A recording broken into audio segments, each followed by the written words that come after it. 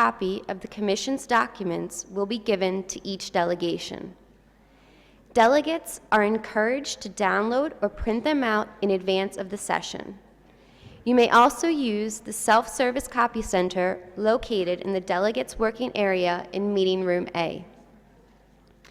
Please also note that all draft resolutions can be downloaded from the website of the Advisory Committee of Permanent Representatives, or ACPR. Please get in touch with your delegation's liaison officers to obtain the username and password. We are also pleased to inform you that all meeting rooms and public areas are fully equipped with wireless connectivity and power sources. In addition, laptop computers are available for loan upon request by member state delegations. Interested delegations can inquire at the registration desk on the ground floor of this building. Thank you.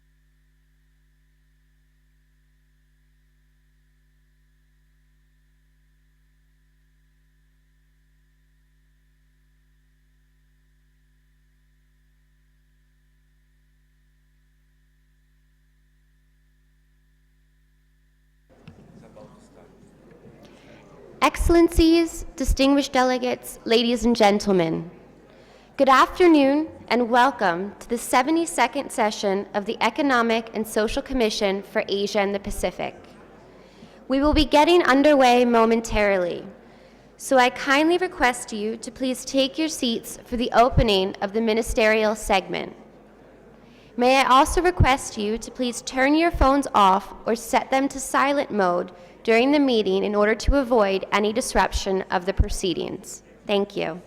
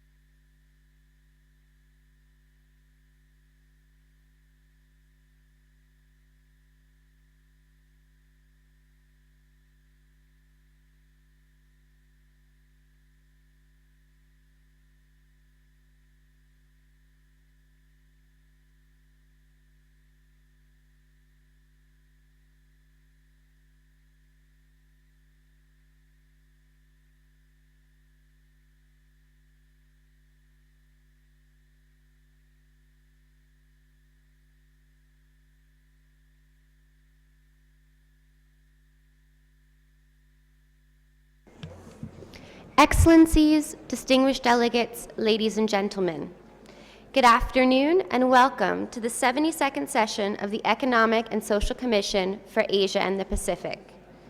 We will be getting underway momentarily, so I kindly request all of you to please take your seats for the opening of the ministerial segment.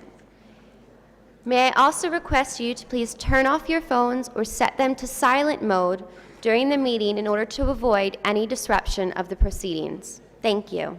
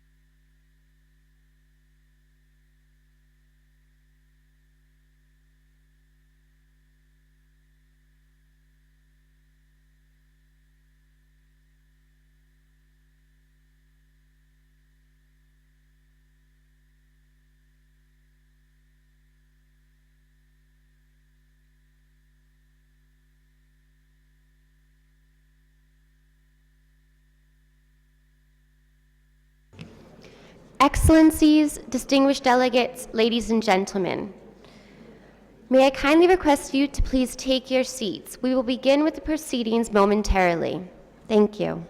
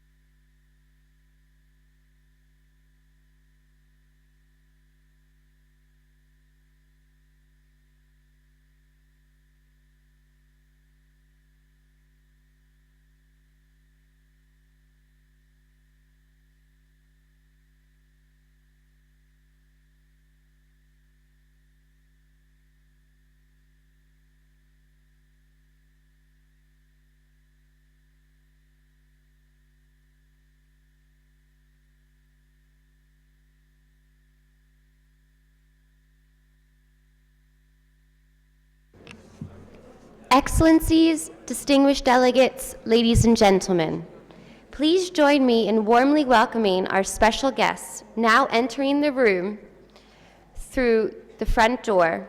His Excellency, Mr. Kohir Bazilzoda, Prime Minister of Tajikistan. His Excellency, Mr. Mataya Tawafa, Deputy Prime Minister of Tuvalu. His Excellency, Mr. Josiah Bainimarama, Prime Minister of Fiji and Chair of the 71st Session of the Commission. His Excellency, General Anantapurn Ganjanarat, Minister of Energy of Thailand. Ms. Shamshad Akhtar, Undersecretary General of the United Nations and Executive Secretary of the Economic and Social Commission for Asia and the Pacific, and Mr. Mitch Shea, Secretary of the Commission.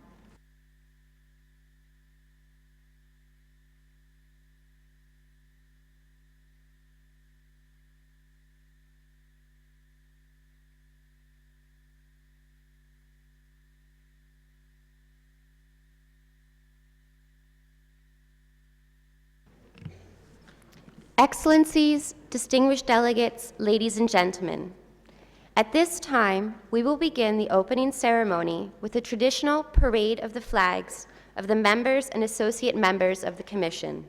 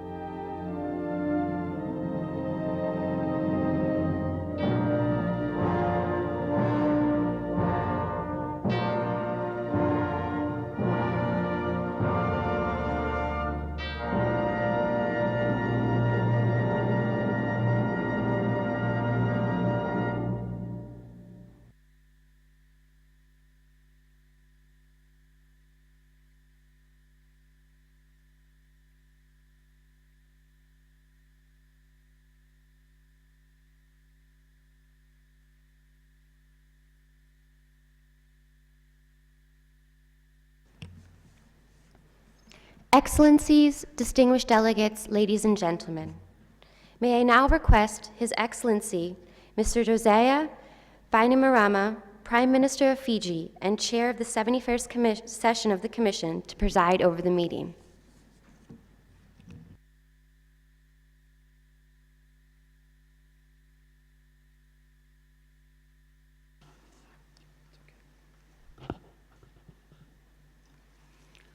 Your Excellencies, distinguished delegates, it is an honor and privilege for me today to be present here and preside over the opening of the 72nd session of the Commission. Before we move into today's agenda, please allow me to say a few words. Madam Executive Secretary, Your Excellencies, distinguished delegates, ladies and gentlemen, it is my privilege as the outgoing chair of the 71st Commission to preside over the opening of the 72nd session and to welcome you all to Bangkok. I'm sure you will all join me in conveying our appreciation to the government and the people and the Kingdom of Thailand for their customary hospitality. It has been a great honor for Fiji to chair the 71st session of this great organization to which we all belong. ESCAP's underlying mission is to advance the cause of everyone living in Asia and the Pacific by promoting sustainable development. And for all our many challenges, we can look back on a year in which we have made some genuine progress towards implementing our sustainable development goals.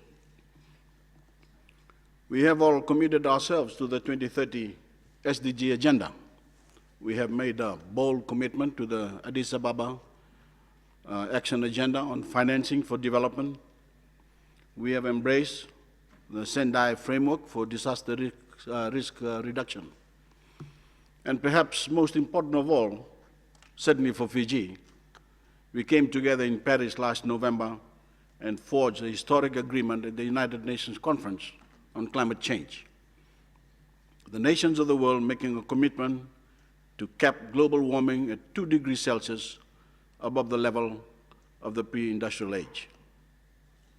Your Excellencies, ladies and gentlemen, our biggest challenge now is to implement these global initiatives in a collaborative and concerted manner. And as the most representative and inclusive body in Asia Pacific, ESCAP has a very strong leadership role to play in meeting that challenge. I'm proud that Fiji is the first country in the world to have formally approved the Paris Agreement and lodged the instruments of ratification. And I urge all countries to follow our lead as a matter of urgency.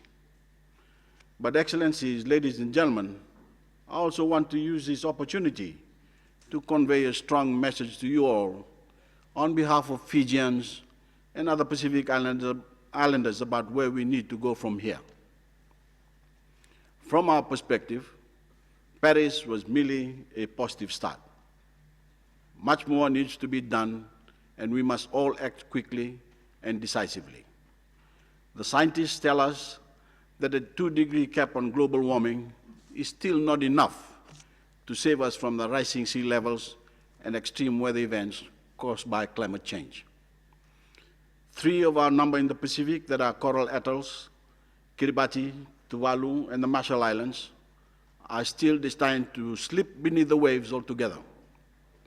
Large areas of arable land on mountainous islands like those in Fiji will also be lost to the seas.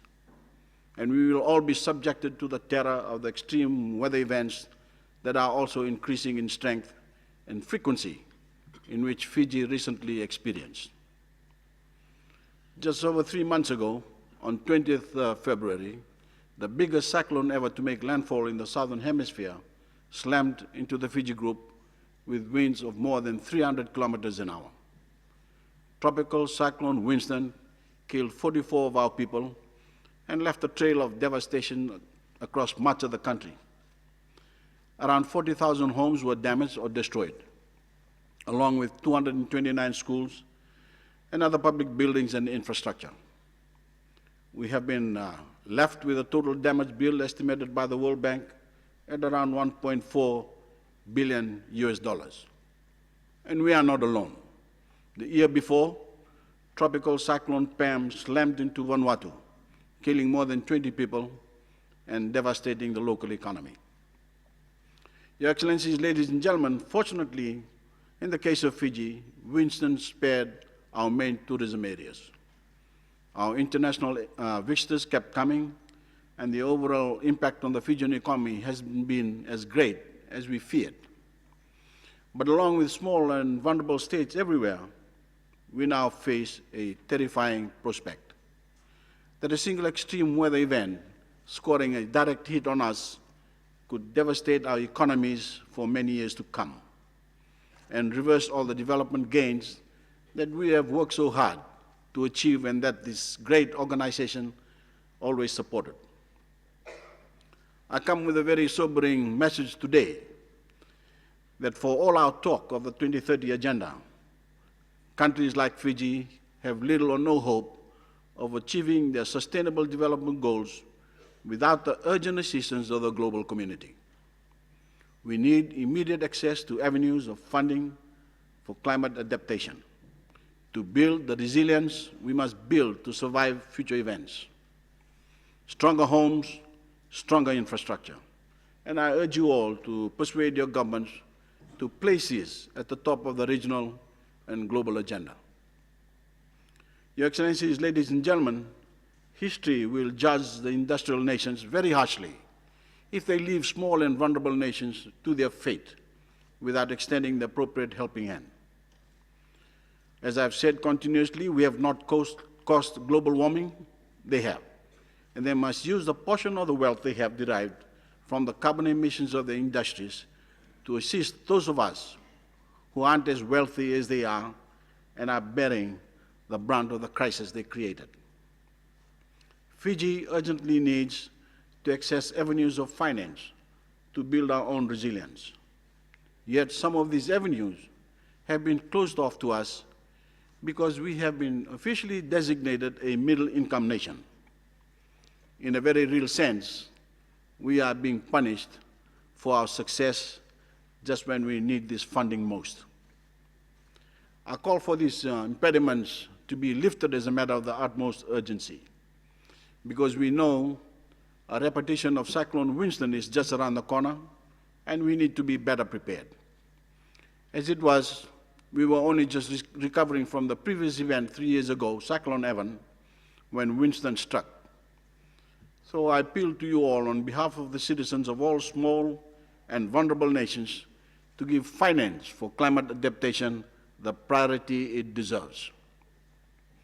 Your Excellencies, ladies and gentlemen, we also need to draw global attention to the need for more radical action to curb carbon emissions, to cap global warming lower than the 2 degrees agreed to in Paris.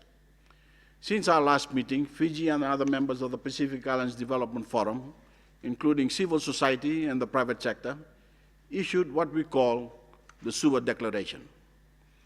Formulated at our summit in the Fijian capital before the Paris talks, this declaration calls for global warming to be kept at 1.5 degrees Celsius above pre-industrial level.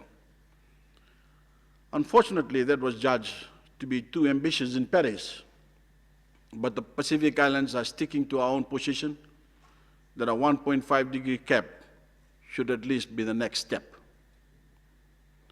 Excellencies, ladies and gentlemen, Fiji is proud to be sponsoring a resolution on climate change for consideration at the 72nd session, along with another one of the 2030 Agenda for Sustainable Development in the Asia Pacific.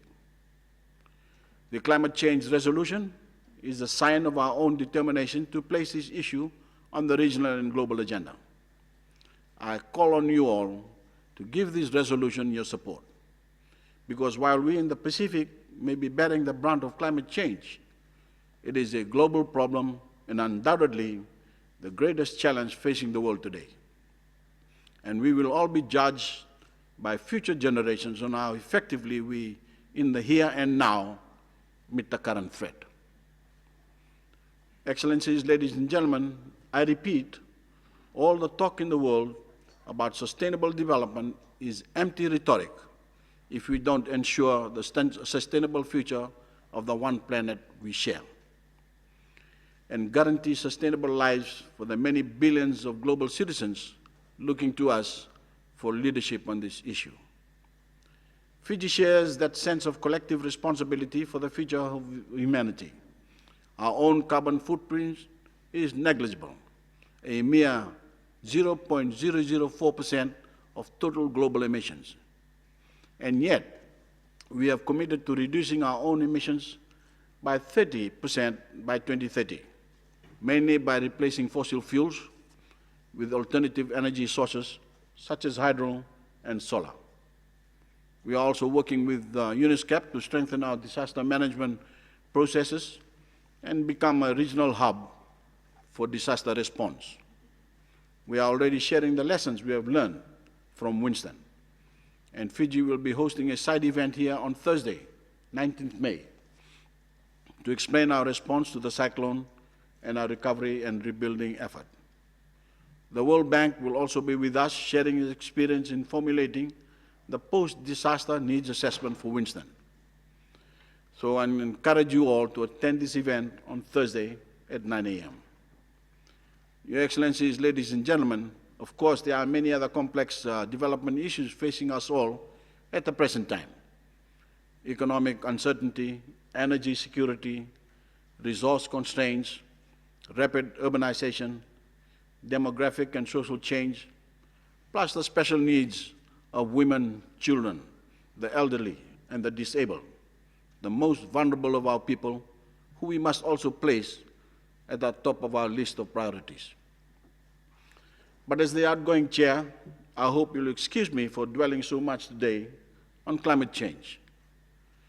Because, Your Excellencies, it has emerged as by far the biggest development challenge for Fiji and other small and vulnerable nations.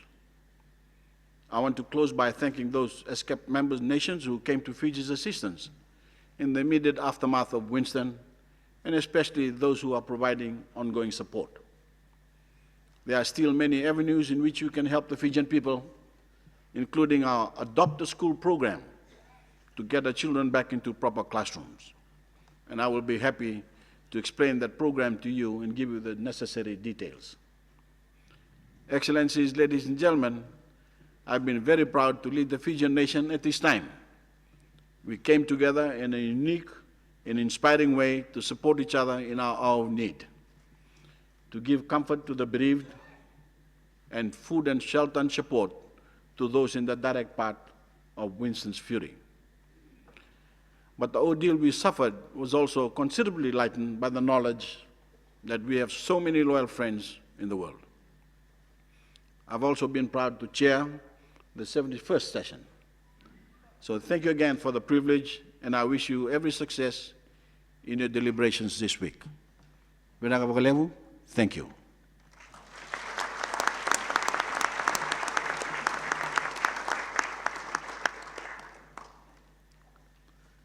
Excellencies, distinguished delegates, it is now my duty to conduct the election of officers for the 72nd session for the Economic and Social Commission for Asia and the Pacific. I now invite nominations for the chair of the 72nd session.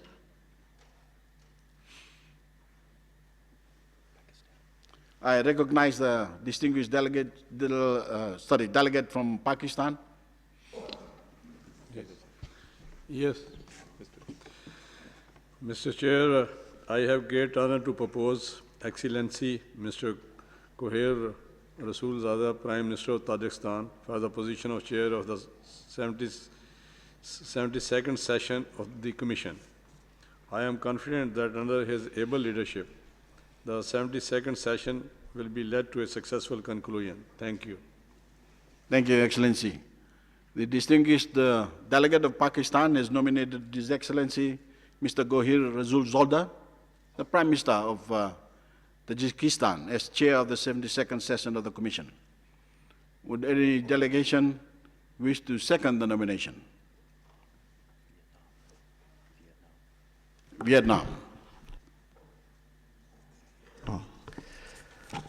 I recognize the distinguished delegate from Vietnam, sorry. Yeah.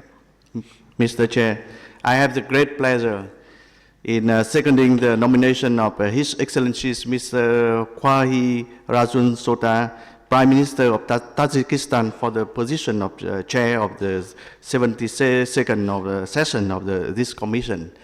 I too am confident that under his able leadership, the 72nd session will be led to a successful conclusion. Thank you. I thank the distinguished delegate of Vietnam for his statement. Your Excellencies, the nomination of His Excellency Mr. Gohir Razulzada, the Prime Minister of Tajikistan, as Chair of the 72nd session of the Commission has been proposed by the distinguished delegate of Pakistan and has been seconded by the distinguished delegate of Vietnam. Are there any other nominations for Chair of the 72nd session? I see none. Thank you, Your Excellencies. It is my great pleasure then to declare His Excellency Mr. Gohir Razulzada, Prime Minister of Tajikistan, duly elected as Chair of the 72nd session of the Commission. Let us congratulate Mr. Razulzada.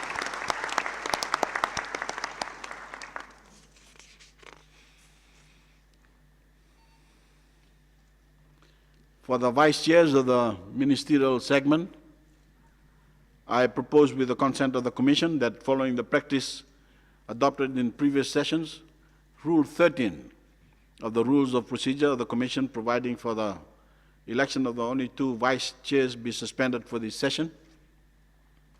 With your concurrent, Your Excellencies, and also in accordance with past practice, I propose that all ministerial level heads of delegation in attendance be elected as Vice Chairs of the Commission. If there is no objection, it is so decided. Thank you very much, Your Excellencies.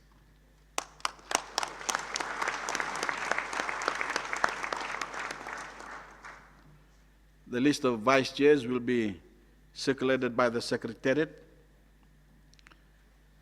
Your Excellencies, distinguished delegate, it is now my honor to invite His Excellency Mr. Gohir Razulzada to conduct the session from this point forward.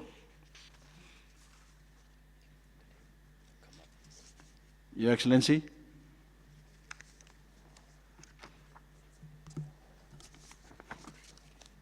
And now move out of the way. Thank you very much.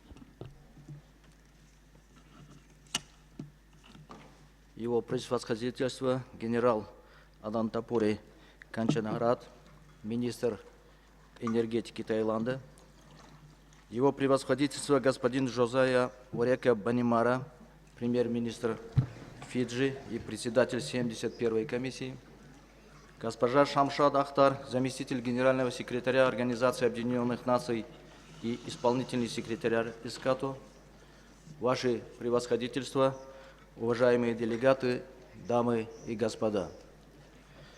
Я благодарю всех вас за оказанное мне доверие и высокую честь, оказанную моей стране и мне. Вместе с моими коллегами, уважаемыми заместителями председателя, я приложу все усилия для того, чтобы наилучшим образом исполнять обязанности председателя при поддержке секретариата ИСКАТа. Позвольте мне сказать несколько слов по этому случаю.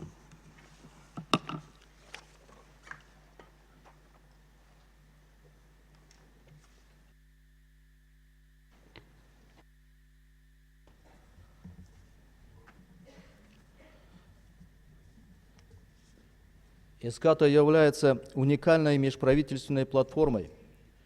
Это единственная платформа в Азиатско-Тихоокеанском регионе, включающая всех членов Организации Объединенных Наций.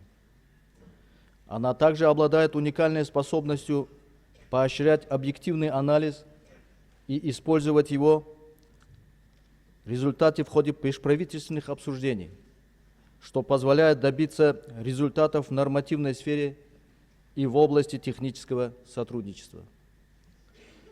С момента своего создания ESCAP непрестанно вносит свой вклад в развитие региона, и я убежден в том, что в ходе этой сессии комиссии, первой после принятия государственными членами Организации Объединенных Наций в сентябре прошлого года, глобальной повестки дня в области устойчивого развития на период до 2030 года будут поддерживаться высочайшие стандарты дискуссий и обсуждений.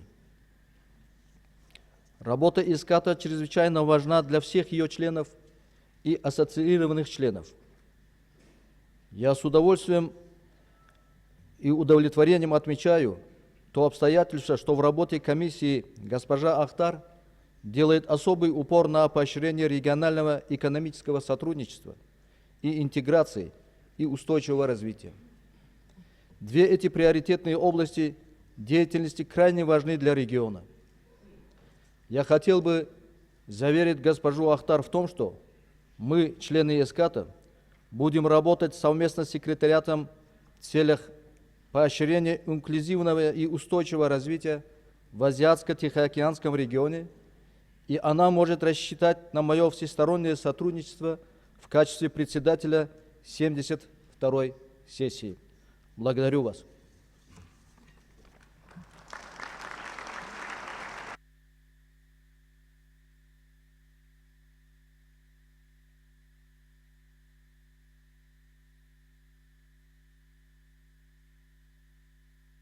Уважаемые делегаты, сейчас я с удовольствием привлекаю ваше внимание к экранам для демонстрации видеофильма, подготовленного секретариатом в ознаменовании этой 72-й сессии комиссии. Прошу начать демонстрацию фильма.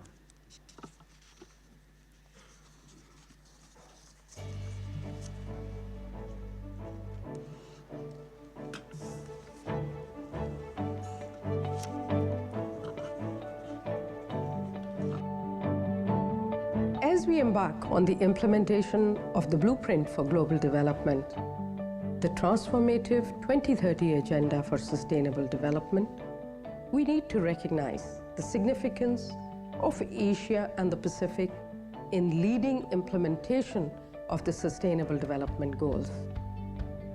We need action from everyone, everywhere. 17 Sustainable Development Goals are our guide. They are a to-do list for people and planet and the blueprint for success. Our region will drive global success. Sustainable Development Goals is a very comprehensive and ambitious agenda. It requires social, economic, and environmental progress on all fronts. So it is very important that we to work as one planet members thinking policy and to align and work together and to implement it and see that this planet is saved from this disaster. Нэг улс өөрөө дотооддоо шийдэх бас асуудал биш. Энүүднээс одоо бүс нутгийн хэмжээнд улс орнууд хамтран ажиллах ёстой. Энэ хамтран ажиллагааг засгийн газруудын хоёр талд хамтран ажиллагаанаас гадна олон талд бүс нутгийн хамтран ажиллагаанд одоо зохион байгуулж чадах юм бол бүгд хамтдаа амжилт төрж чадна гэж бодож байна. It is encouraging to observe how our region is realigning national strategies and priorities, developing institutional coordination mechanism, and introducing the necessary changes in policy, legal, and regulatory frameworks to pursue the goals. Sustainable development is imperative for Asia and the Pacific, with our rising levels of economic and social exclusion. This is evident from the fact that more than 2.6 billion people still live in poverty and do not receive adequate basic services. The countries of Asia and the Pacific also account for half of all global greenhouse gas emissions.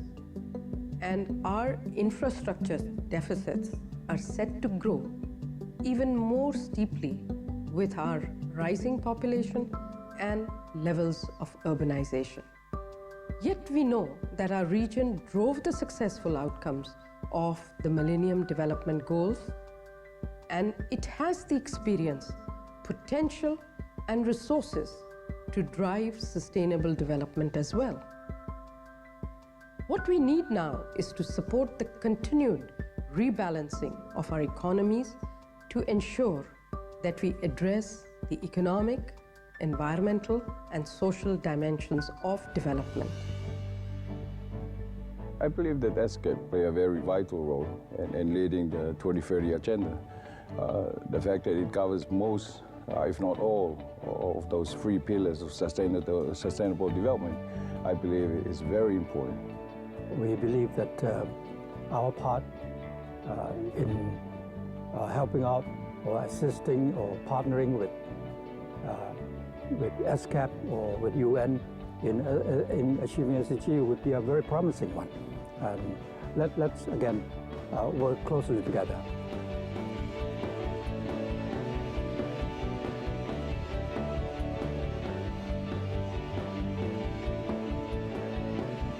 I would like to welcome all distinguished delegates to this, the 72nd session of the Economic and Social Commission for Asia and the Pacific.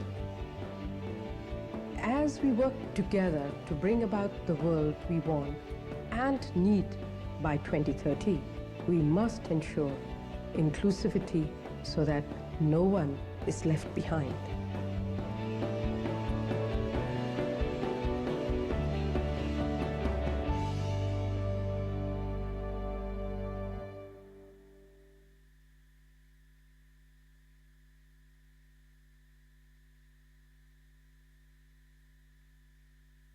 Ваше превосходительство, уважаемые делегаты, сейчас я с удовольствием приглашаю исполнительного секретаря госпожу Шамшад Ахтар зачитать заявление Генерального секретаря Организации Объединенных Наций, а также ее собственное приветственное и программное заявление. Прошу вас, господа.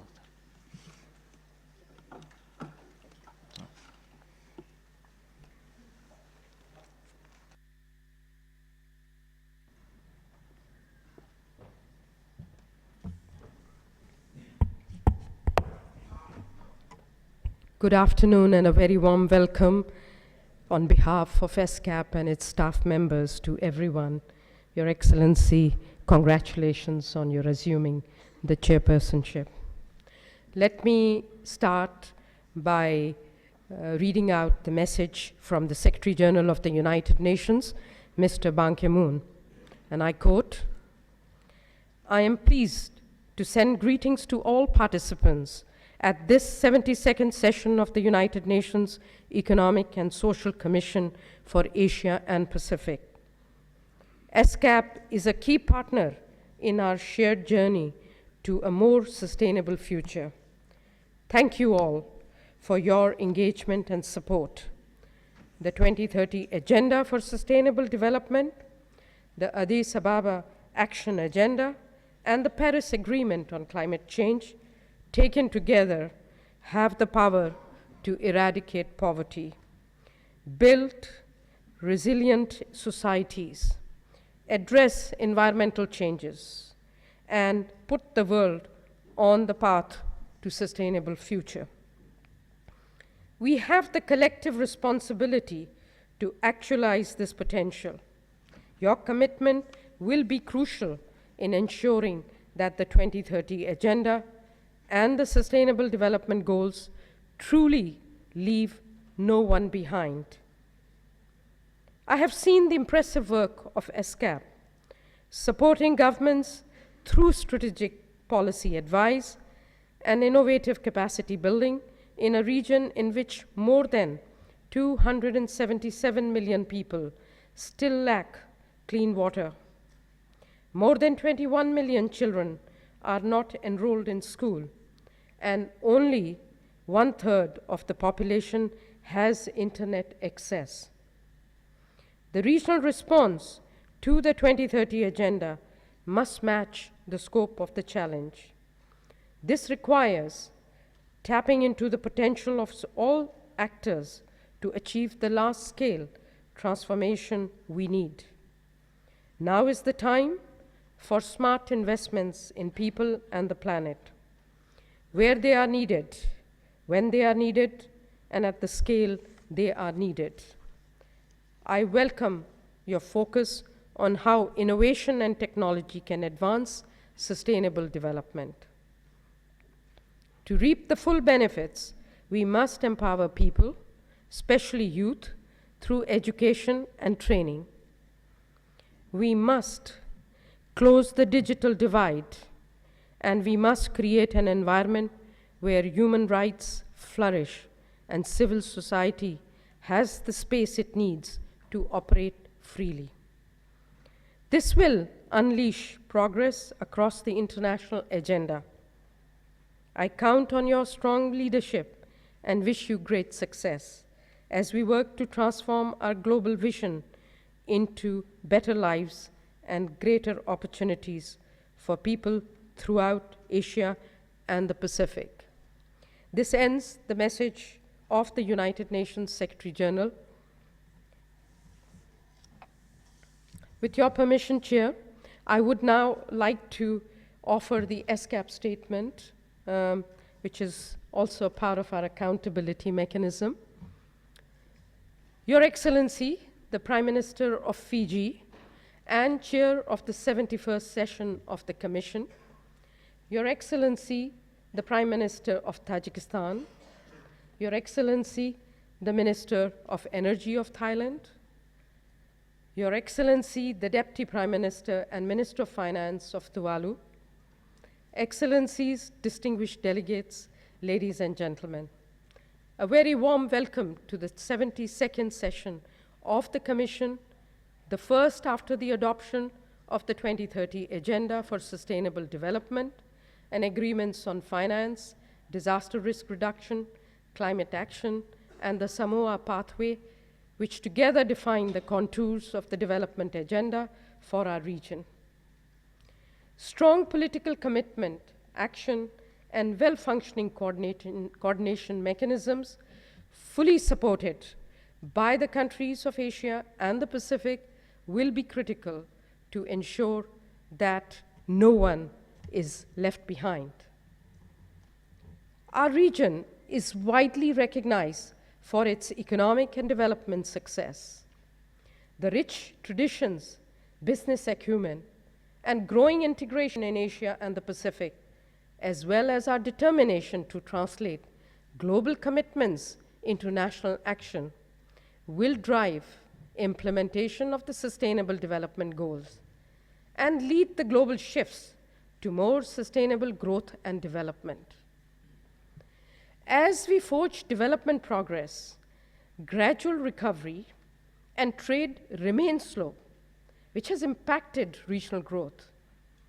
Our region needs to offer opportunities for the 2.6 billion people who remain trapped in poverty, with particular effort required in countries with special needs, where the incidence of poverty ranges from 15% to 76%.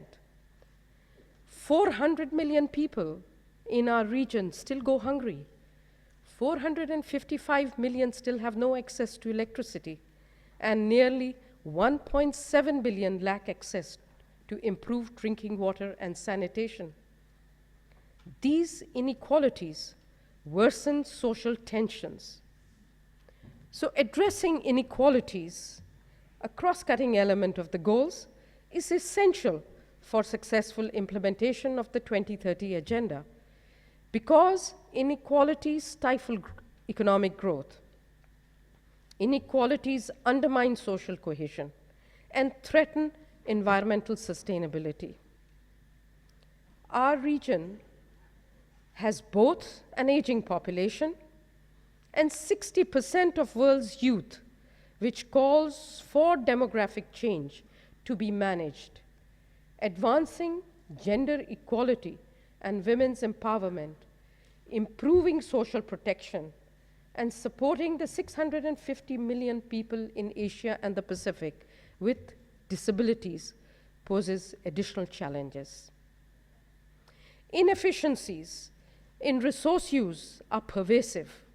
Our developing countries use on average 5 times more material to produce 1 unit of GDP than industrial countries. The region's CO2 emissions are increasing as fossil fuels dominate the regional energy mix. High water stress is intensified by climate change, while consumption and production patterns are destabilizing ecosystems and depleting natural resources. Over the next 15 years, these baselines will continue to shift in wake of regional megatrends, such as the demographic transition, migration, rapid urbanization, increased resource intensity and its use, falling productivity, and growing infrastructure deficits. If properly guided, an integrated sustainable development approach can convert these challenges into opportunities to help deliver on the ambitious 2030 agenda. Excellencies, ladies and gentlemen, let me talk about what I see is a coordinated regional policy and action critical to 2030 agenda. Comprehensive implementation of 2030 agenda requires partnerships and deployment of new solutions between countries and across subregions. With your guidance, the Asia-Pacific Forum on Sustainable Development now serves as the anchor intergovernmental mechanism for sharing regional experiences, forging regional consensus, ensuring policy consistency, coherence, and coordination in implementation of the 2030 agenda.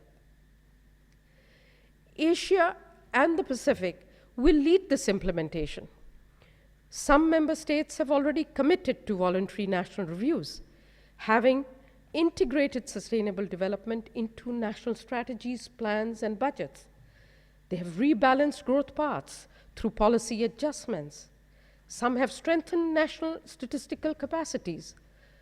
And a lot of you have established or are establishing coordinating institutions or interministerial mechanisms to steer implementation.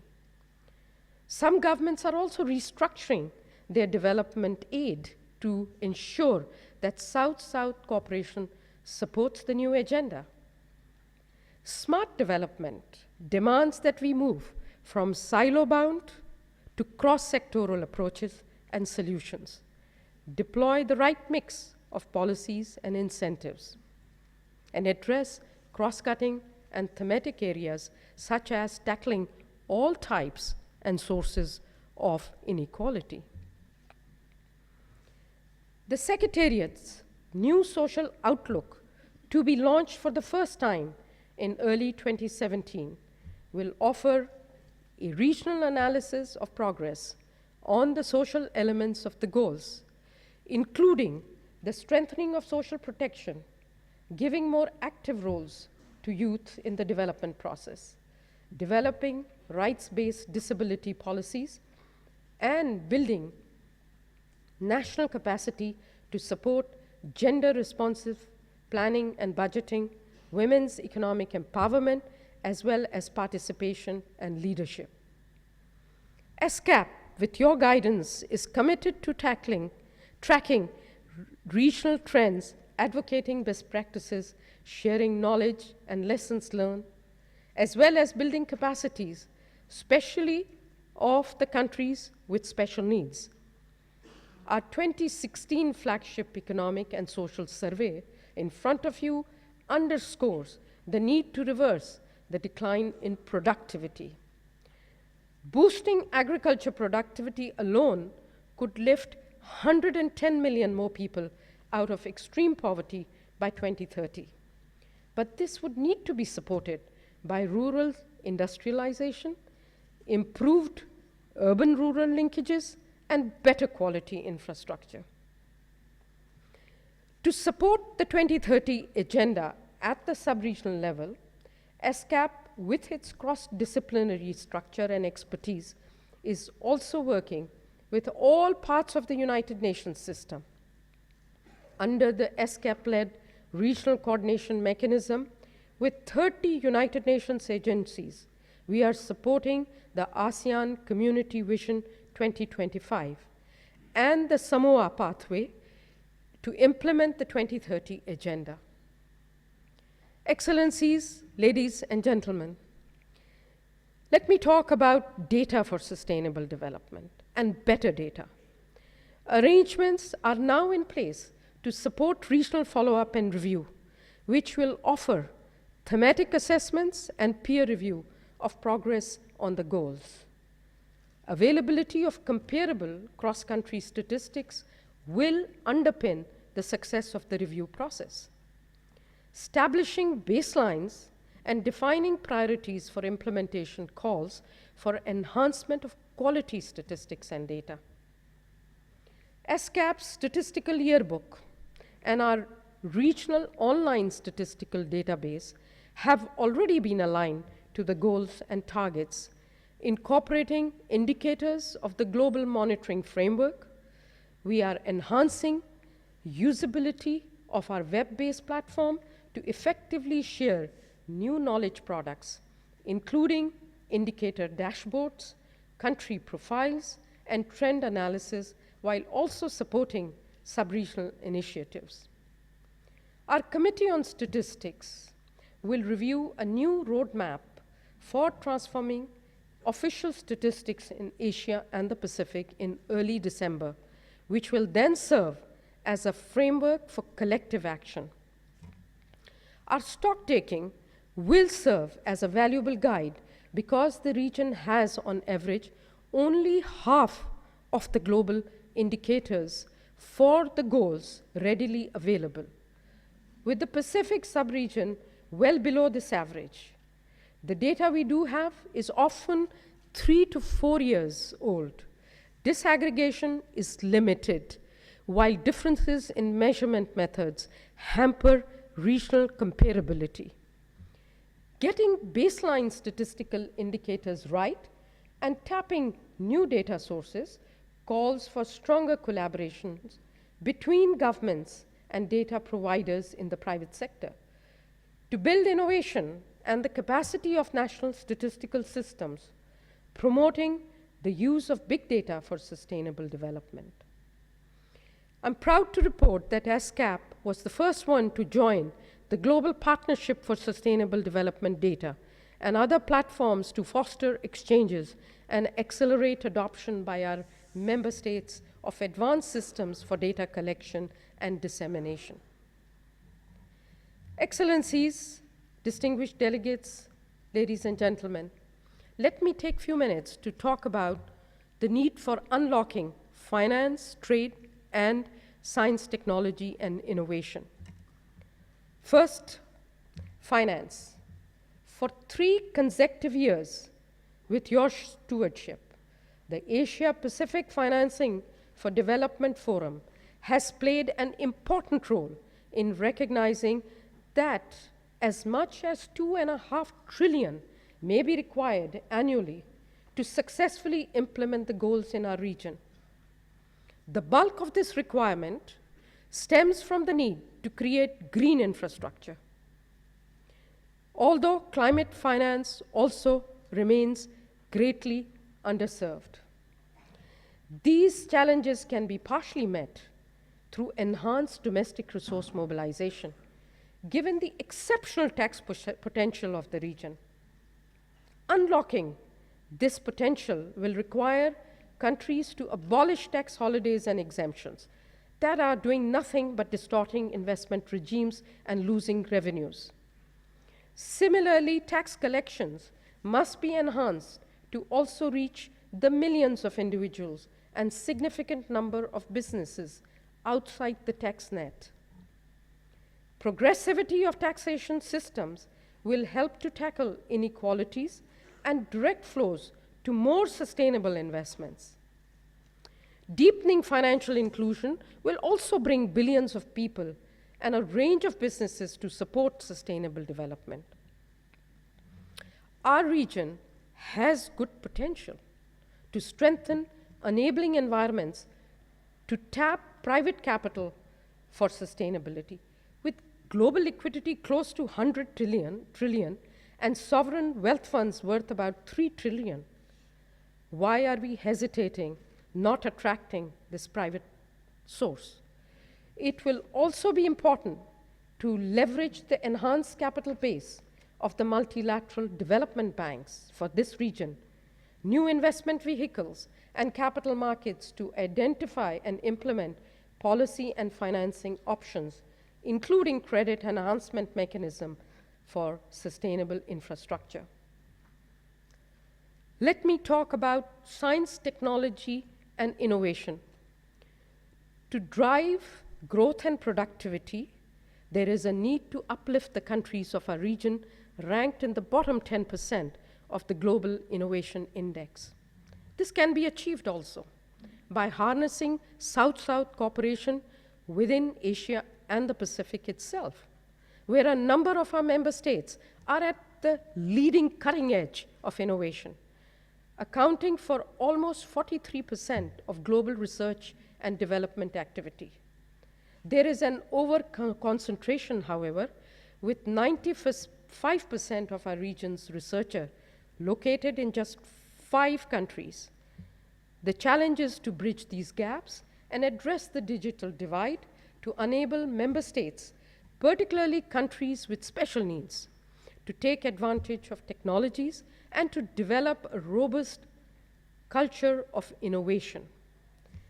The 2016 ESCAP theme study, which you requested for, proposes shifting STI policy to focus on more than just economic competitiveness, proposing deployment of STI to promote social justice and environmental protection, resource efficiency, integrating openness and inclusivity into innovation strategies, and promotion of technology to support quality jobs and reduce environmental impact. The Secretariat is expanding the STI support from zero virtually for, among others, space-derived data products and services, disaster risk modeling, as well as improved monitoring and early warning and impact assessment of disasters. Regional collaboration on STI is being promoted through the Regional Space Application Program for Sustainable Development by South-South collaboration, by you, some of you. The reconstituted ESCAP Committee on ICT, as per your desire, will meet in October 2016 to advance both far-reaching and practical recommendations for STI development. Let me turn to yet another unlocking that we need to do, which is to boost regional trade and its dynamics. With trade growth now faltering, reviving Asia-Pacific trade dynamism to promote sustainable development calls for us to address creeping protectionism by reducing non-tariff barriers and tackling restrictiveness in services trade. New work is being undertaken by ESCAP to promote trade in services, environmental goods and technology, as well as to improve understanding of the role of preferential trade agreements and landscape of international investment agreements. ESCAP is developing a new green trade index to help measure the scale of environmental trade and the potential for further agreements.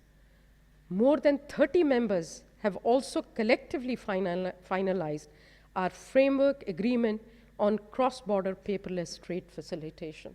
Let's unlock these things.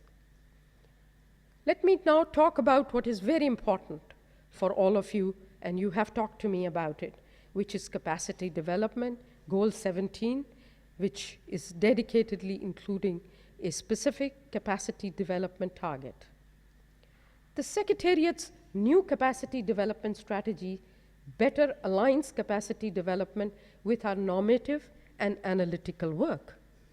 Some examples include a new analytical framework to assist LDCs, LLDCs, and SIDS to conceptualize the goal as a network of indicators, to better simulate the benefits of alternative policies, an analytical framework to support prioritization of policies for implementing the 2030 Agenda, a regional resource facility and help desk to offer technical advice on goals, a social protection toolbox to strengthen national social protection systems, a gender portal to catalyze gender equality, and a new toolkit on flood forecasting, as well as improved early warning systems in transboundary river basins. I can go on. Capacity development needs will be further met by the Asian and Pacific Training Center for Information and Communication Technology for Development, APCICT, as it launches programs such as our Women and ICT Frontier initiative to support women entrepreneurs. The Asian and Pacific Center for Transfer of Technology, APCTT, which is pioneering in an STI policy mapping initiative for the goals, and the Statistical Institute for Asia and the Pacific, which is improving the readiness of national statistical systems to support the data requirements of the 2030 Agenda. Excellencies, ladies and gentlemen, let me now turn to a topic which is interrelated with the SDGs, the regional cooperation and connectivity for sustainable development. Appropriate pacing and sequencing of regional cooperation holds the potential to reinvigorate growth and shared prosperity through diversification, inclusiveness, and sustainable development. ESCAP has been a long-standing catalyst for closer economic cooperation in the Asia-Pacific region. At the first Ministerial Conference on Regional Economic Cooperation and Integration in Asia and the Pacific in December 2013, member states adopted the Bangkok Declaration, which set the agenda for regional cooperation. Our stocktaking reveals that next generation of regional cooperation is focusing on, one, better integrating our region with other continents. Two, enhancing integration at the sub-regional level. Three, leveraging Asia's market-driven regional cooperation models through greater political commitment. Four, deepening financial integration, which has lagged behind trade integration. Five, harnessing seamless connectivity through multimodal transport as well as enhanced energy and ICT connectivity along development corridors. And six, ensuring that regional cooperation and sustainable development mutually reinforce each other. The countries of our region need to better position themselves to benefit from the mega regional trade deals, new investment platforms, and visionary initiatives such as China's Belt and Road, as well as the development of innovative risk coping strategies. Suggesting a forward-looking agenda, the Secretariat's note in front of you to this session on enhancing regional cooperation and integration seeks your guidance to move from fragmented to holistic approaches and incorporates the next generation of development priorities. How? First, by fostering market integration by enhancing agreements for services, digital trade, streamlining and harmonizing where appropriate trade and investment liberalization provisions, operationalization of cross-border paperless trade facilitation, and improving the absorptive capacity of the LDCs for trade, technology, and investment through the Regional Aid for Trade initiative. 2, intersectoral coordination is critical to promote seamless connectivity, backed by competitive, climate-smart, time and cost-efficient physical networks. Integral to connectivity is predictable and harmonized legal, policy, and regulatory environment in addition to well-prepared projects. Our region, with the support of the Secretariat, is working on multimodal corridors, promoting power grid connectivity to integrate more clean and renewable energy, expanding broadband connectivity through the Asia-Pacific Information Superhighway Initiative, identifying and sequencing crucial linkages, as well as advocating climate-smart infrastructure choices. Third item that you've called for is financial cooperation. It is critical for channeling development finance. The region would benefit from enhancing confidence in cross-border markets through effective investor protection, contract enforcement, and establishment of inter alia, transparent rule of law, and bankruptcy regimes, easing barriers to financial flows and institutions into Asian markets, and fostering stronger macro-financial prudential policy frameworks to manage risks which are likely to grow. Extending a region-wide arrangement for liquidity support will help if the region's vulnerabilities compound.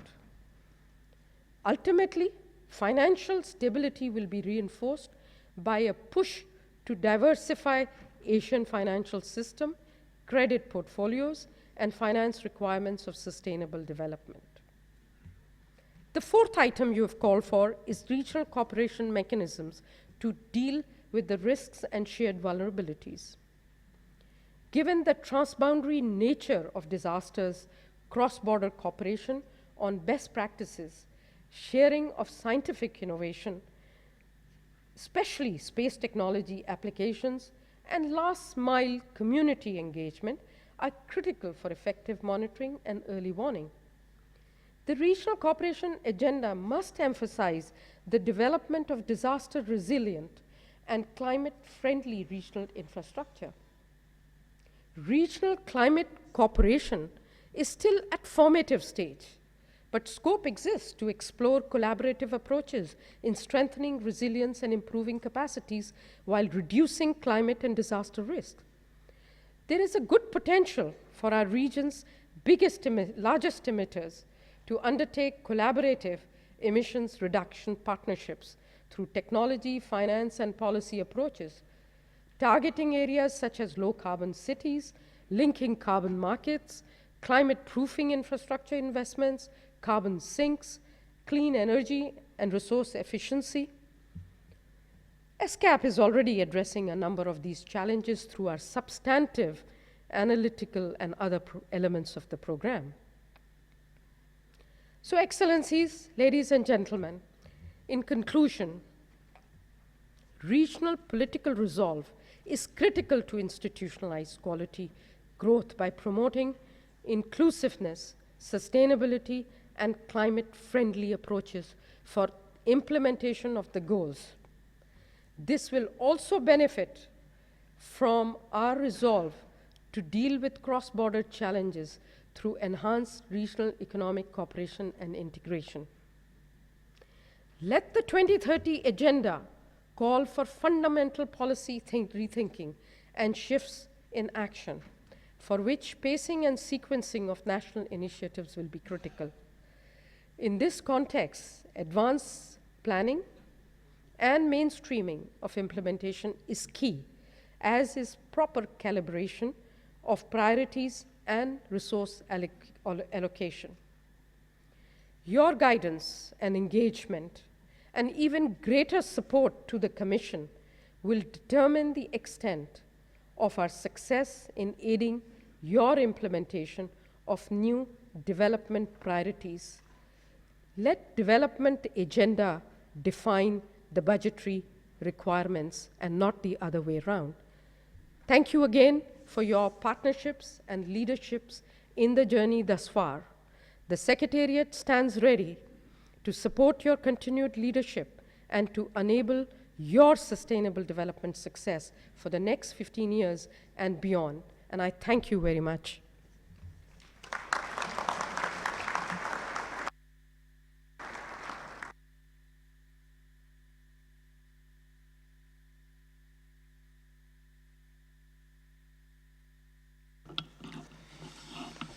Ваше превосходительство, уважаемые делегаты, я хотел бы воспользоваться этой возможностью и поблагодарить правительство Таиланда за теплый прием и гостеприимство, оказанные всем делегациям. Я также хотел бы пригласить его превосходительство генерала Антанпорна Канчанарата, министра энергетики Таиланда, выступить с заявлением по случаю открытия сессии. Прошу вас, ваше превосходительство.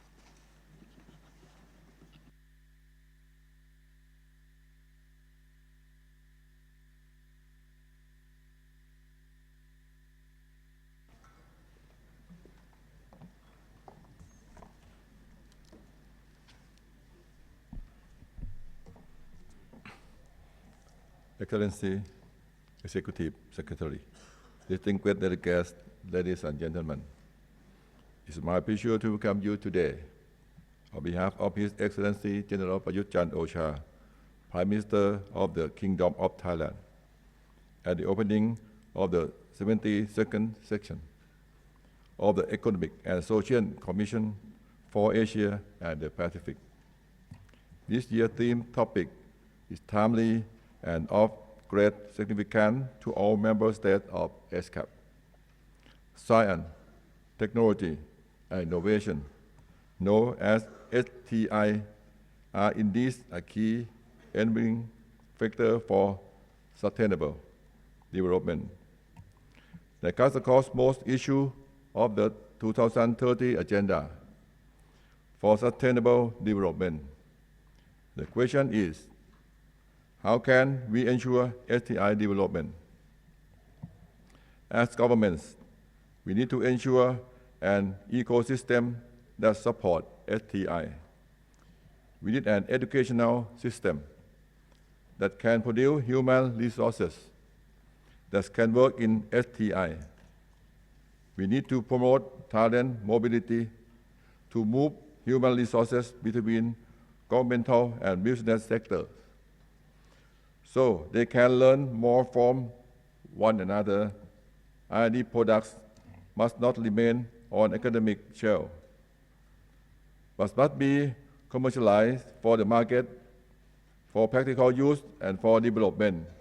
We need policy framework that encourage STI. We need to invest money in STI development.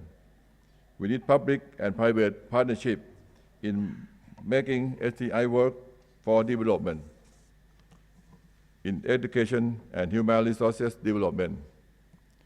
Leveraging STI in the implementation of the 2030 Agenda will not be possible without streamlining STI into national human resources development strategy. Both are mutually reinforcing and lead to a beneficial cycle of economic growth and sustainable development. My government has increased its budget for education, particularly science, technology, engineering, and mathematics, or STEM education at all levels, in order to cope with the increasing demand for human resources in STI. On policy framework, Thailand is set to become an innovation-driven economy. In April 2012, the first 10-year national STI policy and plan was announced. This master plan was designed to address the economic, social, environmental challenges, in which STI could play a significant part in their solution. By the end of the master plan, we hope that the amount of R&D investment will have increased to 1% of the GDP, with the private sector contribution amount to 70% of such investment. On public and private partnership, my government aims to build a robust STI ecosystem to public-private people partnership, which is called Pacharat in our Thai language. With a focus extend to the people, this 4P is expected to enhance STI governance and management, stimulate innovation effort, and upgrade the education system. The government provides incentive for industry to invest in R&D and innovation, as well as offer support for SME and startups. The Food Innopolis mega project, for example, is a pilot cooperation project between the Ministry of Science and Technology and the private sector. This project is aimed to promoting Thailand as a central hub for food-related research and development, stating in law as the kitchen of the world. We have invested in world-class facility at the Thailand Science Park in Bangkok. Today, it is ready to accommodate for food product research and innovative activity by domestic and international firms. Excellency, ladies and gentlemen, allow me to cite a few examples on how Thailand has used STI. To serve our development purpose, Thailand is making the most out of today's rapid digital advancement. It improves the well-being of the Thai citizen. Digital economy will serve as a basic in the enhancement of performance of other economic and social activity in the country, including retail business promotion, healthcare, and education. And a good sample in the Thai government plans to make use of STI, improve that nationwide financial infrastructure.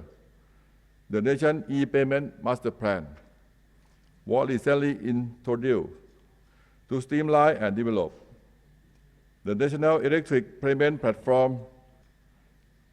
This new system helps reduce transaction costs and increase security and transparency. At the same time, the government is able to compile population specific information so that social benefits become more targeted. As a result, better social infrastructure will be achieved.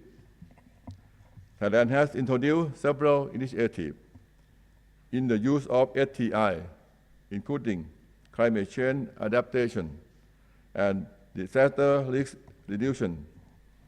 Technique includes telemetry system to receive water and weather-related information, management of excess water for relief of frost and drought, integrated farming, agroforestry, and S&T for planning crop calendar and land reform.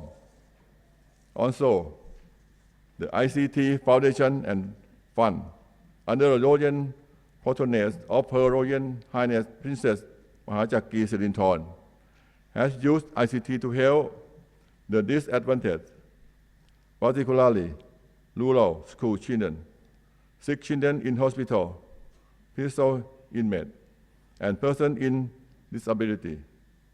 The role of ICT comes in the form of rehabilitation, engineering, and technology. They enable independent daily living and increase employment opportunity. Excellency, ladies and gentlemen, as we know, not all countries are equipped with STI capacity. For many developing countries, STI to recognize as a necessity is still in fact a luxury. Challenge of the STI gap and the digital divide are still prevalent. That is why countries in Asia and the Pacific must seek to step up cooperation to close the STI gap and the digital divide. We must learn from one another, and we must help each other. For our part, Thailand is ready to share this responsibility. For example, in the sector risk reduction, our Ministry of Science and Technology, Hydro and Agro-Informatics Institute, HAII, recently signed a statement of cooperation on science and technology for disaster risk reduction with UNSDR. It aims to promote the application of STI in the implementation of the Sendai framework for disaster risk reduction 2015 to 2030. This partnership focuses on fostering coherent and linkage between climate change adaptation, disaster risk reduction, and sustainable livelihoods at the community level and beyond. On a final note, let me say that during our journey toward sustainable development, our strength will come from tackling common challenges together and making use of shared knowledge and know-how. STI must be shared for the benefit of humanity and development and the planet. I thank you for your kind attention, and I wish you all a constructive and successful conference. Thank you.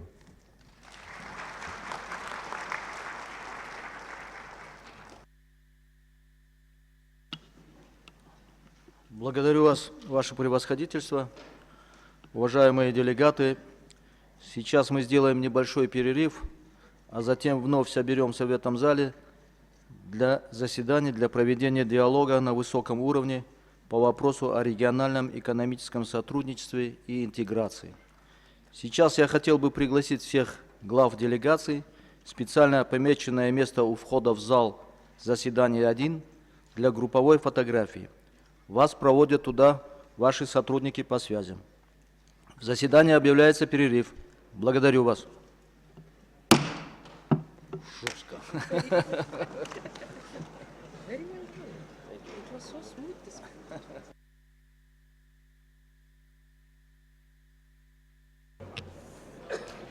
Excellencies, distinguished delegates, ladies and gentlemen, I kindly request the remaining distinguished participants to remain in your seats for just a few moments to allow our special guest to proceed to the group photograph. As a reminder, the heads of delegations are kindly requested to assemble for the group photograph. The photograph is being taken in front of Conference Room 1. Thank you.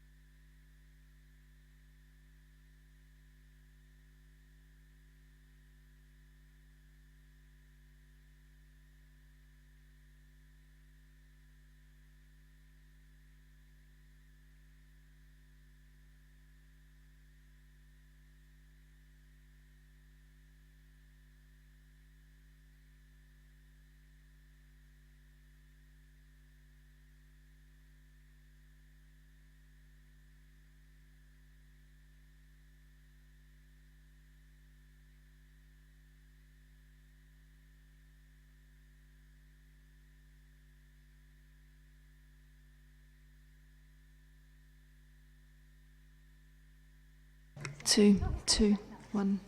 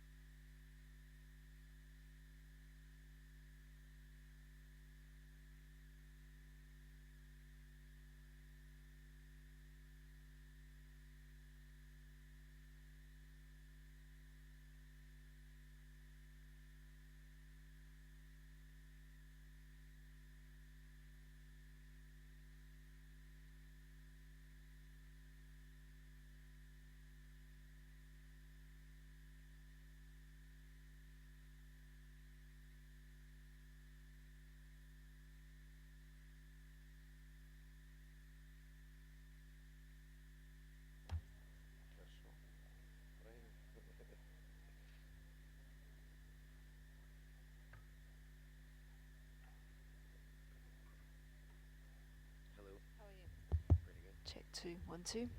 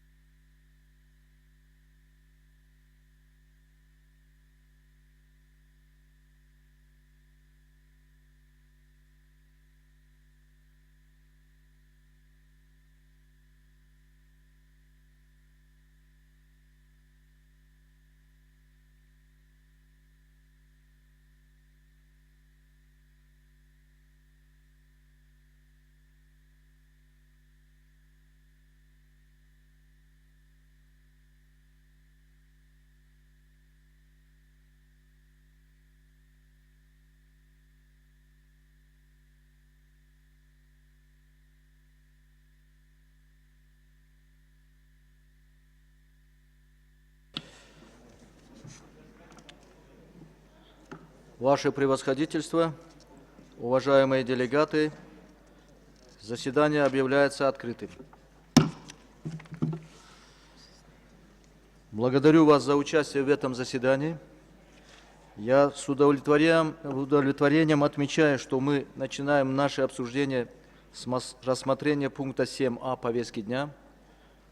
Вопросы политики, касающиеся Азиатско-Тихоокеанского региона, основные задачи, связанные с инклюзивным и устойчивым развитием в Азиатско-Тихоокеанском регионе. Я обращаю ваше внимание на документ укрепления экономического сотрудничества и интеграции в Азиатско-Тихоокеанском регионе, представленный по этому пункту повестки дня под условным обозначением ESCAP 72/5. В целях рассмотрения этого пункта мы проведем диалог на высоком уровне, обязанности координатора, на котором будет исполнять госпожа Шамшад Ахтар, исполнительный секретарь ESCAP. Сейчас я хотел бы попросить госпожу Ахтар представить тему и участников обсуждений и приступить к исполнению своих обязанностей координатора. Прошу вас. Thank you, Your Excellency, Prime Minister of Tajikistan. To set the scene for our discussion, I'd like to draw your attention to the Secretariat note on the regional cooperation and integration. It holds definitely a promise for our region, and as I have outlined in my opening statement, there are lots of synergies between the regional economic cooperation and sustainable development which need to be tapped to mutually reinforce the two tracks. Of course, progress in this area will demonstrate at the end of the day a better integrated Asia-Pacific, and of course Asia-Pacific is better as a whole than simply the sum of its parts. If properly guided, regional cooperation has the potential to have positive spillovers on the sustainable development goals. It can catalyze action on transboundary challenges such as climate change, natural disasters, and energy security. As I see, there is a very strong commitment in our region for pushing regional economic cooperation and integration. There are, of course, issues of getting the political traction at the right moment and then the right form. There's also the issue of pacing and sequencing it, and of course, everybody is distracted by the global lack of global recovery and the challenges that brings to the region as the region has started to falter both in growth and trade. Regional cooperation and integration offers, of course, solution for persistent problem of poverty, inequality, and insecurity, which also faces our region. And some of the root causes of these problems will be resolved if development occurs in a more balanced manner to weather future crises, both natural and human-induced. So within our region, we are now witnessing a series of dynamic changes that are helping shape the future direction of the cooperation agenda. These include, one, I think there are some quarters where politically conducive environment exists, as well as there's greater leadership by certain more developed countries, and the case in point is China, Republic of Korea, the Russian Federation, and Japan. And they are, each of them are nurturing a regional connectivity agenda for transport, energy, ICT, as well as in promoting regional cooperation in trade, financing, and disaster risk reduction in different forms and bodies. Some are paying more attention to one area, some are doing it holistically, some are doing it in a mixed way.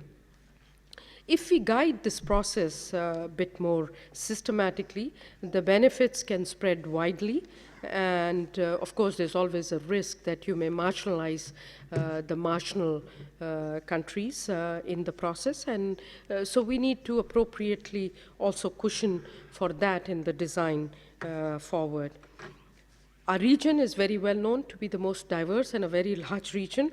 So diversity means we have to understand regional cooperation across this vast region through sub-regional lens and dynamics.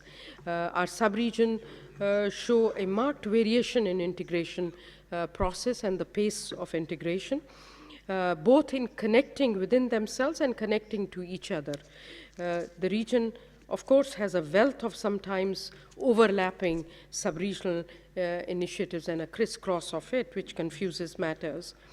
In any case, integration is great. I have to say one of the things I have been very impressed is the China's Belt and Road Initiative. As I read the vision paper, it has a broad scope and it sets the stage for good and increased connectivity with adjoining subregions, which are very visionary and futuristic and holistic. And there are sustainable development pillars being reinforced in the visionary statement with care for people and of the region. Previous integration models have served the region well. There is, however, a need to shift to now the next generation approaches to regional economic cooperation and integration, and channeling the agenda to contend with an array of global regional dynamics and challenges that are coming. Now, our work that we have done is in front of you, aims to simply enhance the dialogue. We're not being prescriptive. We are just trying to point out to things that need to be fixed to facilitate and attract eventual investments. We don't provide financing as an institution, but we have definitely a very dynamic regional development bank in the region, Asian Development Bank, and now Asian Infrastructure Bank, which will provide a further impetus to all this, and the Silk Road Fund and New Development Bank. Our mandate is driven from the Resolution 70/1 on the implementation of the Bangkok Declaration, as I said earlier, and we have been given a mandate by you to broaden and deepen regional economic cooperation. We, of course, are the only intergovernmental body here. There is no political union for the region, unlike Africa. So, of course, we have the burden to not only undertake the work on the developmental side to develop consensus, but also implicitly work to nurture political consensus. We, of course, are uniquely positioned because we already have connectivity dedicated hubs, be it transport and ICT, and now we are moving to set up the energy division. We, of course, are equipped to do the analysis, but more so work on norms and agreements between member states to promote regional integration. And this is important because some of the transactions that have been approved or are being launched have taken, in some cases, 20 years, in some cases, 10 years to get to where it is.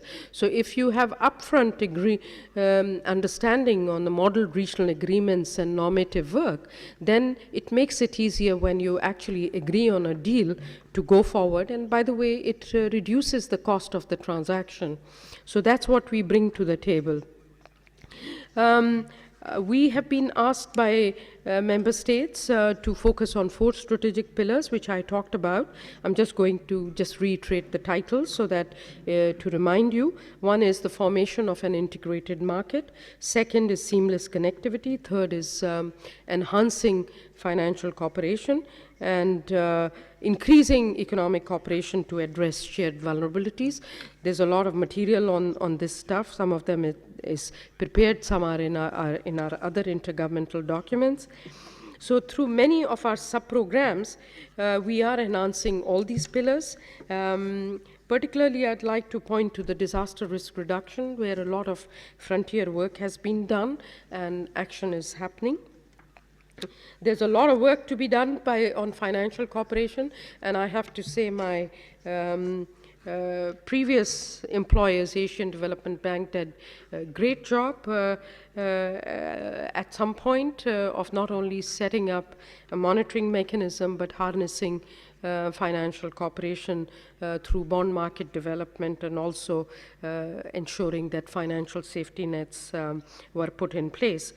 It's time to move on to the next generation on the financial cooperation. We will, of course, continue to strategize and have partnerships with different development banks and agencies to harness this further. Going forward, we will continue to do our analytical work. We have, in addition to producing the note of the Secretariat on the larger dynamics of the regional cooperation and integration, produced also a piece on the regional connectivity and cooperation, which I'm sure you must be able to pull down from the our websites. I am going to stop here because I'd like others to add value to what we are doing, and to like to get a sense on how others view our work and how, whether they find this rejuvenating the dialogue on regional economic cooperation and integration in line with the mandate of the member states timely, where they'd like to see more work being done, and what are the possible opportunities and risks that we need to look out for. So let me, rather than introduce the panel in one go, in interest of time, since we have 70 minutes or so, we have 9 panelists, I'm going to ask everybody to limit their remarks to 7 minutes each. I can promise you that I cut down a lot of my remarks to allow for more time. And of course, I have no other choice but to call as the first speaker His Excellency, the Chairperson of the Commission, Rasul Zoda, Prime Minister of Tajikistan. Your Excellency, once again, a very warm welcome to ESCAP. We are definitely very honored to have you. And let me congratulate Tajikistan on appointment of the Excellency Mr. Ramonov, President of Tajikistan, as a member of the Secretary General's high-level panel on water. Water cooperation is very essential, and President's leadership of CASA 1000 project, launched in Dushanbe on 11th and 12th May this year, is a milestone. Unfortunately, I couldn't join that because of the preparation of the Commission, but I know that Tajikistan is really the driver here. It is playing a pivotal role in promoting regional cooperation and improving electricity access, integrating and expanding markets to increase trade, and finding sustainable solutions to water resource management. So it's a pretty holistic agenda in Tajikistan. Hence, Your Excellency, we thought Tajikistan would be the best chair for us. And let me now put the question to you, or request you to tell us more about some of these new initiatives and any others in the framework of regional economic cooperation and integration, and building an economy, leading to build an economy that is more resilient to economic shocks because of the investments in regional cooperation. So the floor is Your Excellency. I look forward to your insightful remarks. Спасибо, госпожа Шамшо-Дахтар. Уважаемые коллеги, дамы и господа, я еще раз хочу выразить свою искреннюю признательность организаторам сегодняшнего мероприятия за приглашение и создание благоприятных условий для работы нашей делегации и вместе с вами. Нынешняя сессия ESCAP проходит на таком важном этапе, когда в современном мире ускоренно развиваются процессы глобализации и существуют источники новых угроз, такие как новые волны финансово-экономического кризиса, ибо нестабильность мировых финансовых и сырьевых ресурсов оказывает негативное явление на экономический рост как стран Азии, Тихого океана, и Таджикистан тоже является не исключением. В нынешней ситуации наша страна в прошлом году тоже почувствовала негативное явление от экономического финансового кризиса, и она отразилась на экономику страны, и также на платежный баланс, на курс национальной валюты и на торговые связи. Правительством Республики Таджикистан было принято ряд мер по смягчению влияния кризиса на национальную экономику и поддержка, в первую очередь, государственная поддержка предпринимательства, создание промышленных производственных предприятий, направленных на импортозамещение, и внесение дополнительных инвестиций в экономику, внешних инвестиций в экономику страны. Таджикистан является страной, которая в целях развития тысячелетия является как пилотная страна, и мы придаем большое значение усовершенствованию предыдущей программы целей развития тысячелетия и разработку и выполнение новой повестки дня развития на 2030 годы. В настоящее время в Таджикистане завершается процесс разработки национальной стратегии развития страны на период до 2030 года и среднесрочная программа развития на 2016-2020 годы. При составлении этой программы наряду с приоритетными направлениями устойчивого развития страны максимально учтены и определенные цели в рамках целей устойчивого развития. Нами определены основные приоритеты, такие как энергетическая независимость страны, выход из транспортного тупика и продовольственная безопасность. Мы в рамках основной цели упомянутых документов является повышение уровня благосостояния населения страны путем обеспечения устойчивого социально-экономического развития. Как я уже сказал, одной из приоритетных задач для Таджикистана является дальнейшее развитие гидроэнергетики как сферы производства электроэнергии из возобновляемых источников. Таджикистан является богатым водными ресурсами, и мы сегодня уже рассматриваем вопрос эффективных мер по обеспечению энергией стран и региона. Как здесь отмечала госпожа Ахтар, на днях в Таджикистане прошла официальная церемония начала реализации регионального проекта высоковольтной линии электропередач КАСа-1000, обеспечивающий электроэнергией из Кыргызстана и Таджикистана в Афганистан и Пакистан.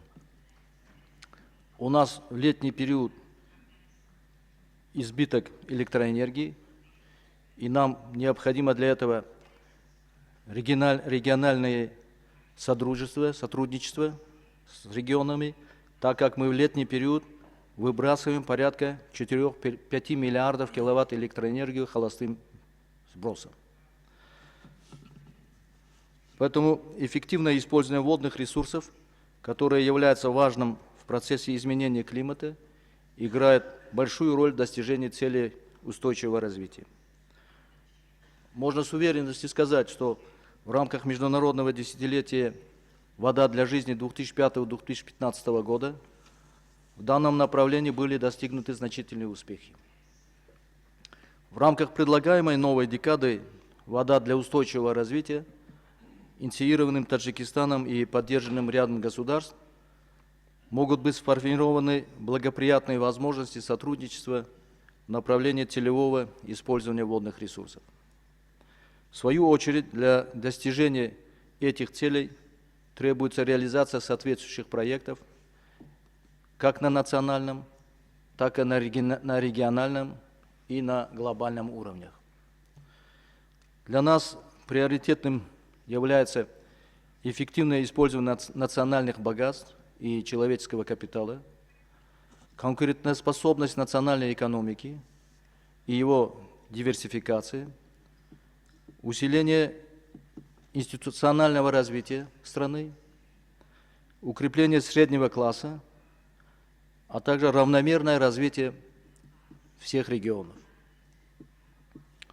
Для успешного выполнения намеченных задач требуется мобилизация необходимых средств. В этой связи остро ощущается необходимость увеличения объемов официальной помощи как важного компонента финансирования развития.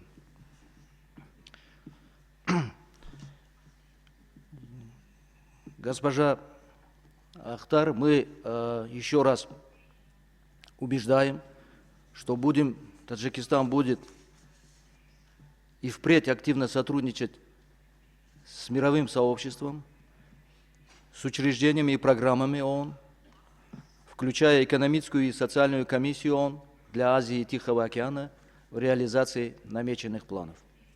Спасибо. Спасибо.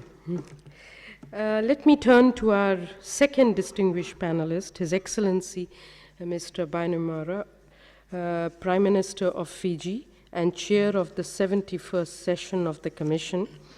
Your Excellency, you gave a very stimulating presentation on Pacific's priority for climate change. Of course, the frequent devastating cyclones and other natural disasters story is a long one in your region. What are the major impacts and lessons that your country and the Pacific as a region can take from these disasters? How can regional cooperation help build the resilience of Pacific Islands against increasing climate-induced natural disasters? And I believe there is this Pacific Agreement on Closer Economic Relations Plus, which Fiji, together with Pacific Forum Island economies, are negotiating with Australia and New Zealand. What are the pluses Fiji would like to see out of the PACER? Over to you. Thank you, Madam Executive Secretary. I would like to say that we are already working closely together as a region to confront the issue of climate change. Before the World Climate Summit in Paris last November, the members of the Pacific Islands Development Forum, not only nations but representatives of civil society and the private sector in the region, gathered in the Fijian capital, Suva, and came up with a joint position to take to Paris. We call it the Suva Declaration, and in it we ask the global community to embrace cuts in carbon emissions to cap global warming at 1.5 degrees Celsius over pre-industrial levels. One by one, we all made impassioned speeches in Paris. Three of our number, Kiribati, Tuvalu, and the Marshall Islands, face being submerged together by the rising sea levels on current projections. Because they are low-lying coral atolls, whereas Fiji is among the Pacific nations that enjoy the relative protection of being mainly volcanic, mountainous islands, although we still have yet to relocate 3 coastal villages so far, and dozens more are earmarked to be relocated in the next few years. This is a matter of survival for Pacific Islanders. We didn't cause the global warming, as we continuously say, that it produces crisis in the first place. We haven't enjoyed the wealth that the industrial relations have gained from the factories that belch out carbon. So that's why we went to Paris pleading for a 1.5% cap on carbon emissions over pre-industrial levels. And instead we got a 2% cap from the global community as a whole. Yes, it's a positive step, but it's only a first step.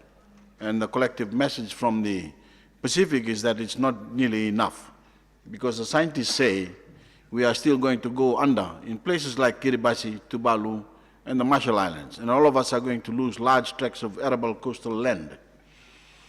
Worse, we are all vulnerable to the extreme weather events like cyclones that the scientists say are going to become more frequent and more intense. And we don't need the scientists to tell us that in Fiji, because it's already happening. As many of you know, the strongest tropical cyclone ever to make landfall in the southern hemisphere slammed into Fiji just over 3 months ago on February 20th. It had winds of more than 300 kilometers an hour, and it left a trail of terrible destruction over a large part of the country. 44 people died, around 40,000 homes were damaged, about 229 schools and buildings and infrastructure destroyed. The damage has been calculated to be above $1.4 billion US. So, Madam Executive Secretary, Fiji does not need any lectures about climate change. As you know, we are already feeling the brunt of its effects. And with other Pacific neighbors, we are apprehensive about the effects of climate change. We can help each other, and that is what Fiji is doing. We sent dozens of soldiers, nurses, and other relief workers to neighboring Vanuatu last year when it was devastated by a similar event, Tropical Cyclone Pam. And we have offered to give a permanent home to the people of Kiribati and Tuvalu, our nearest neighbors, in a worst-case scenario if our nations are submerged altogether by the rising seas. We've already facilitated the purchase by Kiribati of a large amount of land on our second biggest island, Vunulevu, to ensure its food security even before anyone has to move. But there's nothing we can do to prevent these cyclones from occurring. We know we don't have the power to force a more radical approach to global warming on the global community. What we can do is keep reminding the world of its moral obligation to those global citizens who are bearing the brunt of the excesses of the industrial era. Innocent Pacific Islanders and the citizens of small and vulnerable nations the world over. So our message now is this: if you won't embrace our more radical cap on global warming, at least give us the means to adapt to the frightening new era that you have created. Give us the means to build our resilience so that we can strengthen our homes and our infrastructure. Give us or lend us the money we need to build that resilience. We don't have the resources those industrial nations do. And you can help us by making it easier to access the finance we need to pay for it all.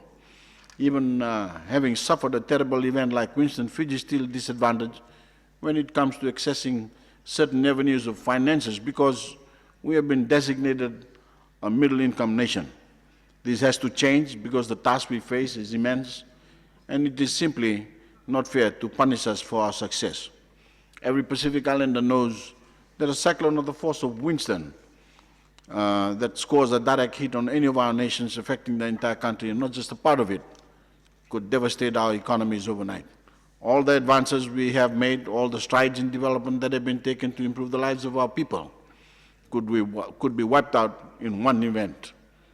Pray God it doesn't happen, but that's the situation we are facing, and I appeal to you all to take this message back to your governments and your friends and your families, that the issue of climate finance to build resilience in the affected countries is just as pressing as the historic agreement that was reached in Paris last November.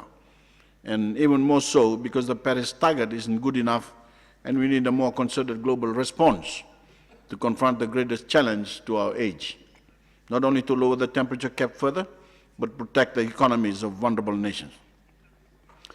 Madam Executive Secretary, we are in the Pacific are doing our bit. The average Fijian generates 5 times less carbon than the average global citizen, as we keep saying, but we are still committed to reducing our own emissions by 30% by 2030, by increasing our use of alternative energy sources such as hydro and solar.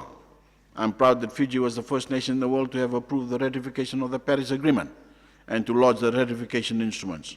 I'm also proud to offer Fiji as the base for Center for Climate Change Research and Resilience Building, not only for the Pacific Small Island developing states, but other SEEDS nations and vulnerable states the world over.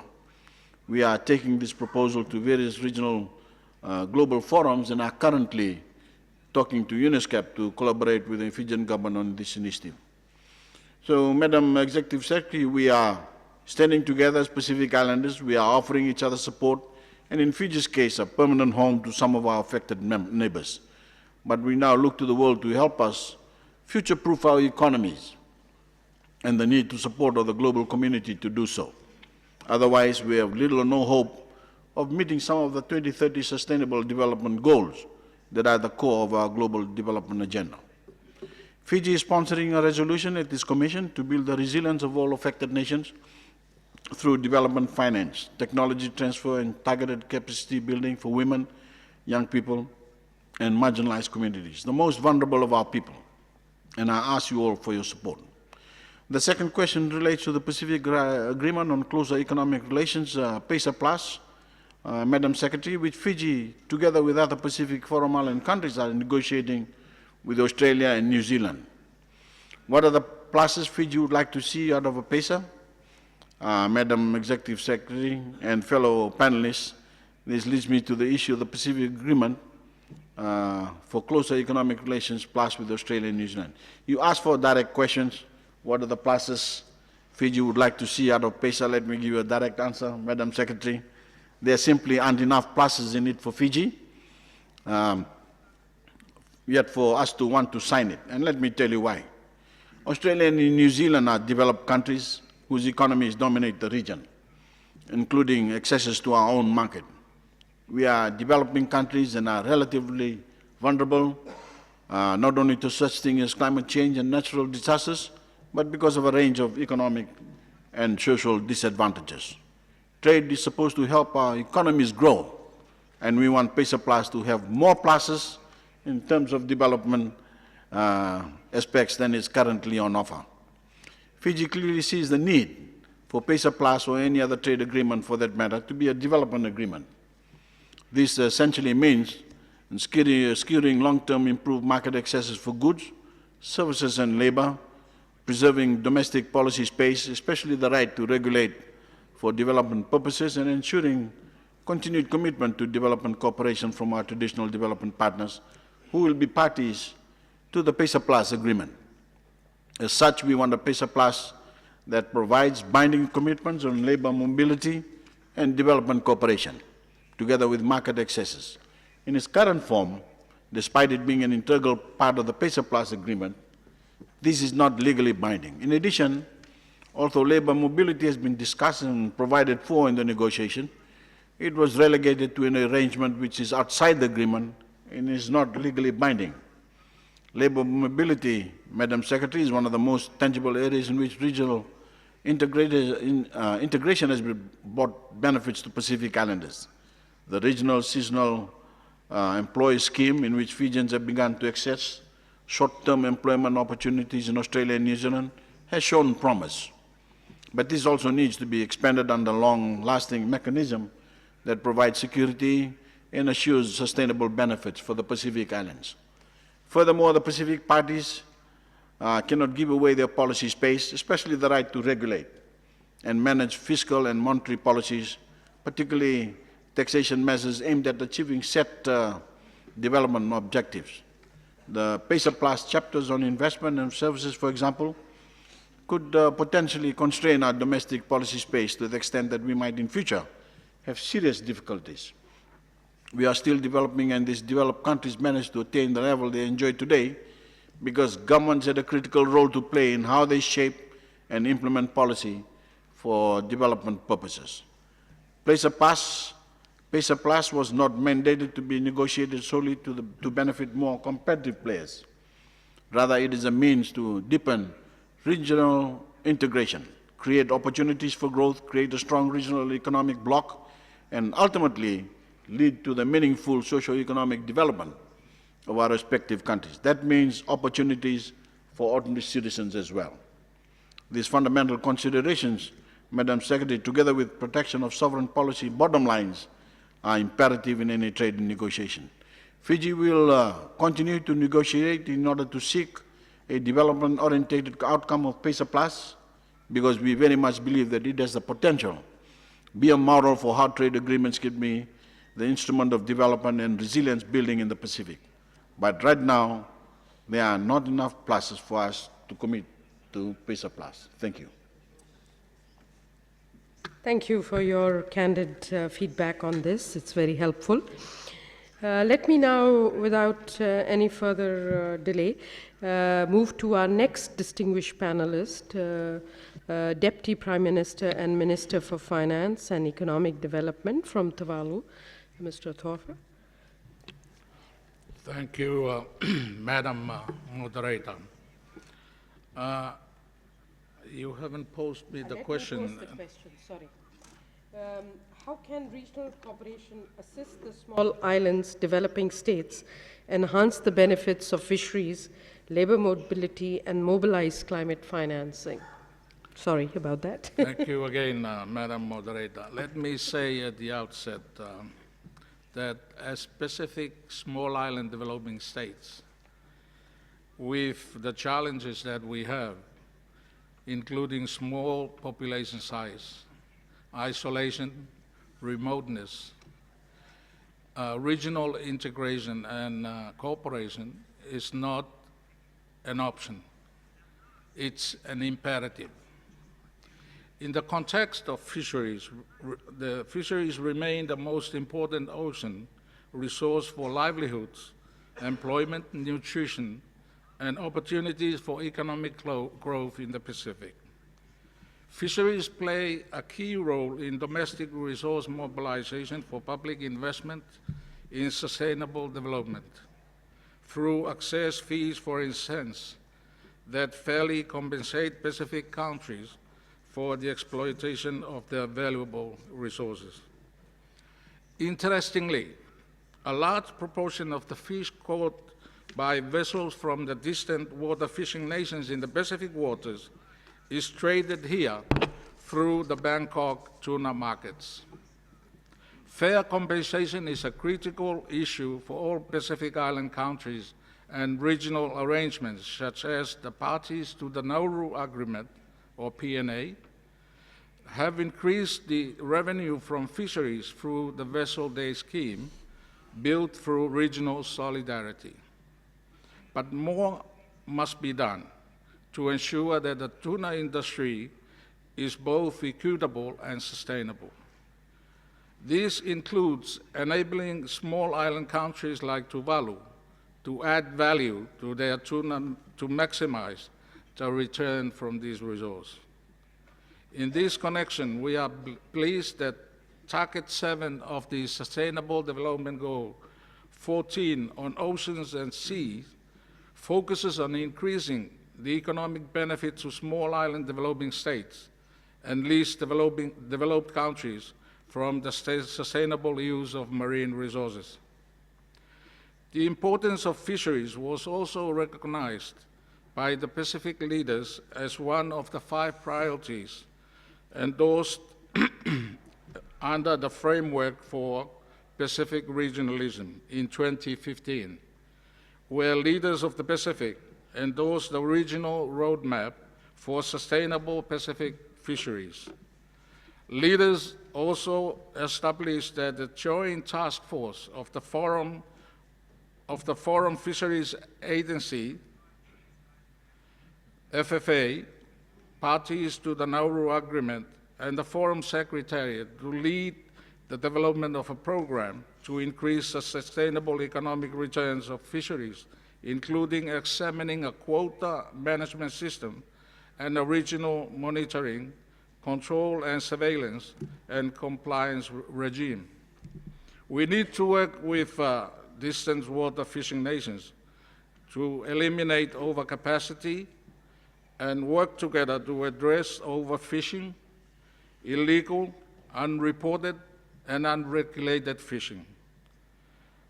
On the labor mobility, to elaborate more to what the Honorable Prime Minister of Fiji had presented, Tuvalu has a proud history of labor migration, and given the challenges we face in providing sufficient employment, we have established a national migration policy and an action plan to diversify opportunities from the traditional seafaring and seasonal agricultural base into hospitality, tourism, trades, and care worker.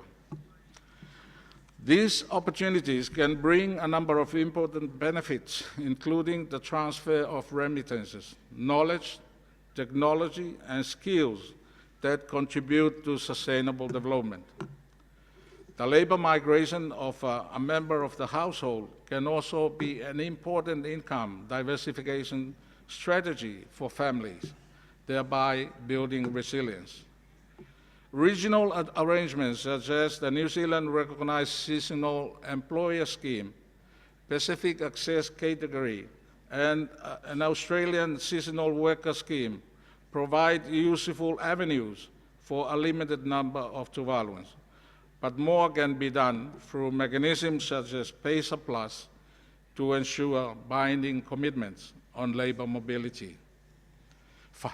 Finally, Madam Moderator, on climate financing, I would like to reiterate that small island developing states urgently need better access to climate financing to protect our islands. Disbursements under the Green Climate Fund or any other global climate facilities must be accessible and should be on the basis of vulnerability. We also need insurance arrangements to build resilience to climate change-related disasters. In this connection, we fully support the proposed resolutions on climate change sponsored by Fiji, including examining the feasibility of strengthening capacity within the Pacific to access and manage climate financing. I would also like to express the Government of Tuvalu's support to Fiji in hosting the high-level UN conference to support the implementation of Sustainable Development Goal 14 in June 2017. We look forward to this important milestone for Pacific Islands, given that we live in the world's largest and most productive ocean. We call on ESCAP to support the preparation for this conference as required, and for the full support of ESCAP and the UN system in the implementation of the outcome. Thank you, Madam Moderator.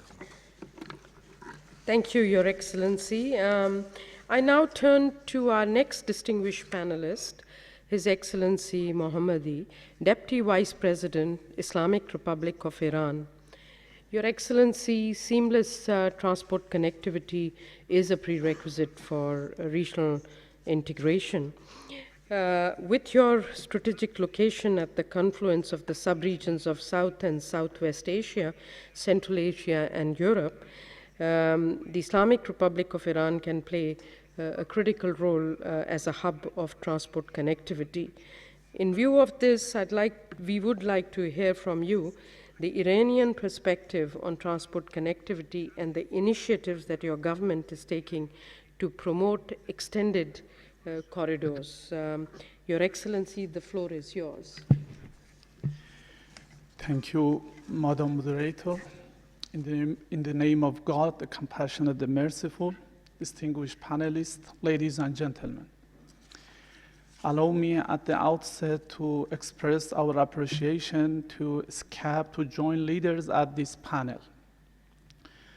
Regarding communication and transportation linkages in Asia and Pacific, the government of the Islamic Republic of Iran would like to take the opportunity to express its support to the resolution of the General Assembly number 62/213, rule of transport and transit corridors in ensuring international cooperation for sustainable development, as well as other resolutions of the UN, including UN ESCAP resolutions, aiming at further development of international transport and transit. Considering the growing globalization of the international trade and means of transportation, all countries and businesses are keen of establishing international transport and transit corridors with the neighboring regions. So far, plenty major regional and international transit corridors, including Trasica, Europe, Caucasus, Asia, International North-South Transport Corridor, Silk Road East-West Corridor, Asian Highway Network, Trans-Asian Railway Network, and the Southern ALTED determine unique role of Iran in providing transit between the Europe, Middle East, Central, and Southern Asia. Furthermore, within the framework of the Economic Cooperation Organization, ECO, major corridors of Islamabad, Tehran, Istanbul, and Kyrgyzstan, Tajikistan, Afghanistan, Iran, Almaty-Istanbul Rail Corridor, and within Ashgabat Agreement, Iran, Turkmenistan, Uzbekistan, and Oman, it was planned to develop the transit of Central Asia countries to the ports in the Persian Gulf and the Sea of Oman. Launching the container train among Turkey, Iran, Pakistan in 2009 in the framework of the Trans-Asian Railway routes is one of the great achievements of the ESCAP. This project, designated as the best practice by ESCAP, has been envisaged in the strategic plan of ESCAP 2017. We believe that the strategic goal of aforesaid projects, transport linkages, include the realization of the free economic and movement of goods, services, capital, and labor in the framework of common economic space and systematic clearing of barriers. The geographical extension of the members would create an even greater potential for international transport and transit corridors through the east-west and north-south directions. We believe that the potential of these transport linkages has not fully utilized yet, and only part of the total amount of transportation is carried out through these corridors, and still the major part of the transportation is being done through the sea. While the speed of land transportation from Europe to South and Central Asia and Middle East is estimated up to 2 times more. The coordination of investment policies aiming at development of key transport and transit corridors, as well as dry ports and logistic parks, will be realized through integration of the transportation systems. Regarding the huge costs of such projects, prioritization of the regions and the project is subject to the decision of the member countries. Ladies and gentlemen, the main challenges before all of us is how to finance the international projects. The region needs more than $800 billion annually to be able to construct the vital infrastructure in various fields and address existing bottlenecks. There are a large number of vital bilateral and regional projects for building connectivity in the various fields of transport and energy. Furthermore, follow up the implementation of the resolution number 69/4 of the ESCAP Commission on implementation of Tehran Declaration on Public-Private Partnership for Infrastructure Development in Asia and the Pacific and utilization of the new Islamic financial instruments could also contribute to reducing the financing gaps for infrastructure development in our region. Dear audience, finally, I would like to attract the attention of the audience to following suggestion in order to upgrade regional cooperation, enhancing the linkages. Increase regional cooperation in the Asia and Pacific region with ESCAP, training course and workshop, and etc. Simplifying and standardizing border crossing procedure. Acceding to the relevant road and rail regional agreements such as Ashgabat Agreement, ADR Agreement, and North-South Corridor Agreement. identify and funding infrastructure transport project with higher priority, obtaining technical assistance from regional and international organization, identify and completion of the missing link in the region. Thank you, Madam Chair. Thank you for bringing in those dimensions, including the also need for infrastructure financing. I'm sure we'll revisit this in the Q&A. I now turn to our next distinguished panelist, His Excellency, Mr. Robert, Deputy Minister of Foreign Affairs of Armenia. Robert, Armenia has been a member of WTO since February 2003. From 1st January 2015, Armenia also became a member of the Euro-Asian Economic Union. So how does Armenia see these two processes evolving, and what are the economic benefits that you expect to get from joining the EAU, and of course the other dynamics that you see of the trade liberalization in your country. So, Your Excellency, the floor is yours. Thank you, Your Excellency, for, I think, a very interesting question. I will try to explain the position of Armenia in this case and also go back to some history about the WTO as well. So, but before that, first of all, we should understand that being a landlocked country, Armenia has no other choice than to cooperate with different integrational structures that will allow us to position Armenia as a gateway from north to south and from east to west. So that's why Armenia became a WTO member in 2003. And it means not only that all WTO rules applied in Armenia, but main purpose was also not only to open markets and join the world trade standards, but also to ensure the implementation of reforms in our country that would make Armenian economy liberal as it is now, as well as implement open door policy to foreign companies and investors. So this work has been done. Armenia at this moment provides to the foreign companies the same business environment as to the local companies. Besides, because of the entering or membering the WTO, we provide different guarantees like 100% of the foreign property ownership, unrestricted access to any sector and geographic location within country, free and unlimited repatriation of property and profits, and many other guarantees and liberal opportunities. And yes, you're right, Armenia became a full member of Eurasian Economic Union starting from 2015.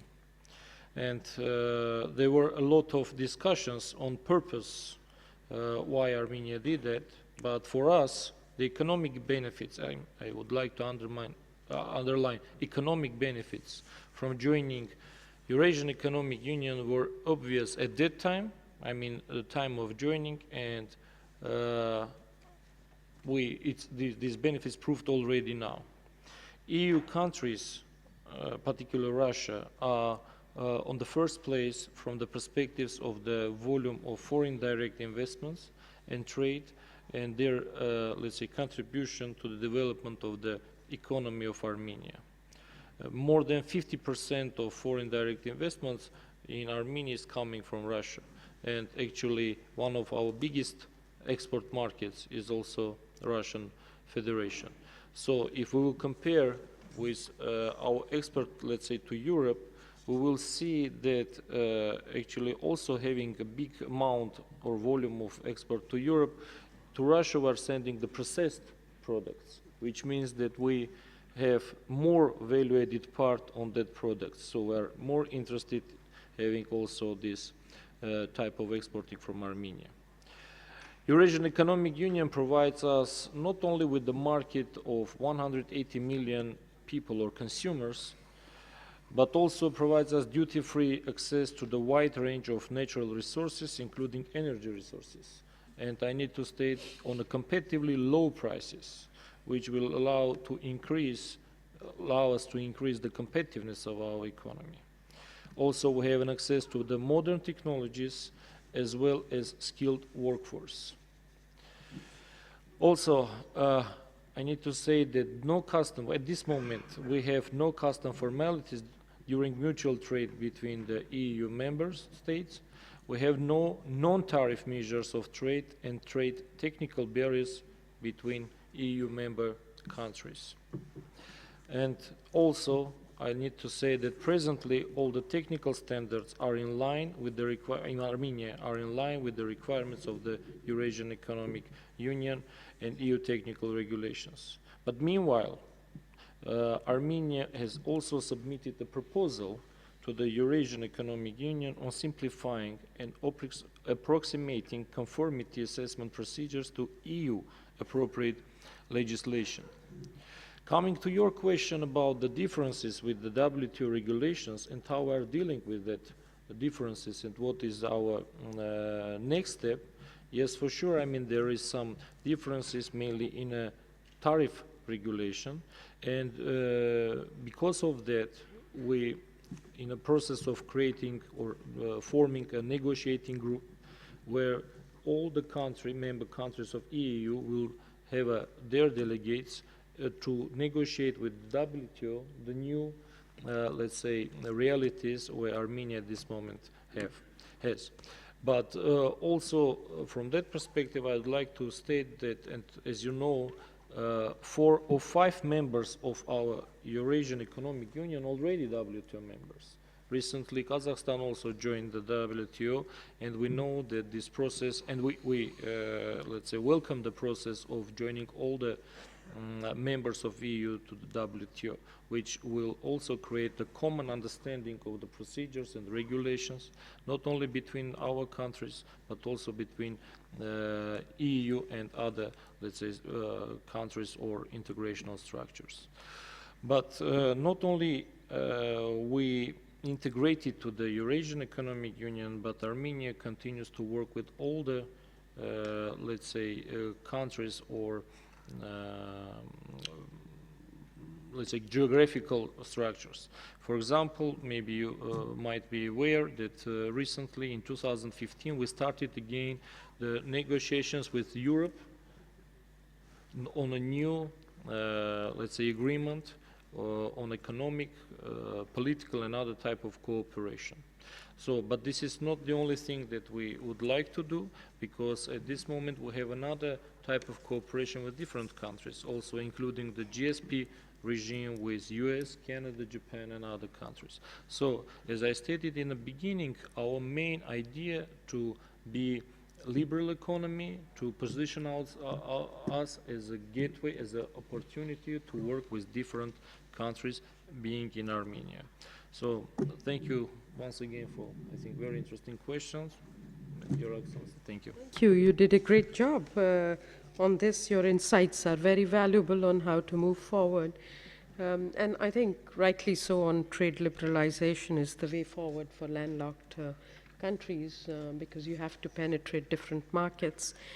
Let me now turn to our next distinguished panel, His Excellency Deputy Minister of Foreign Affairs of Kazakhstan.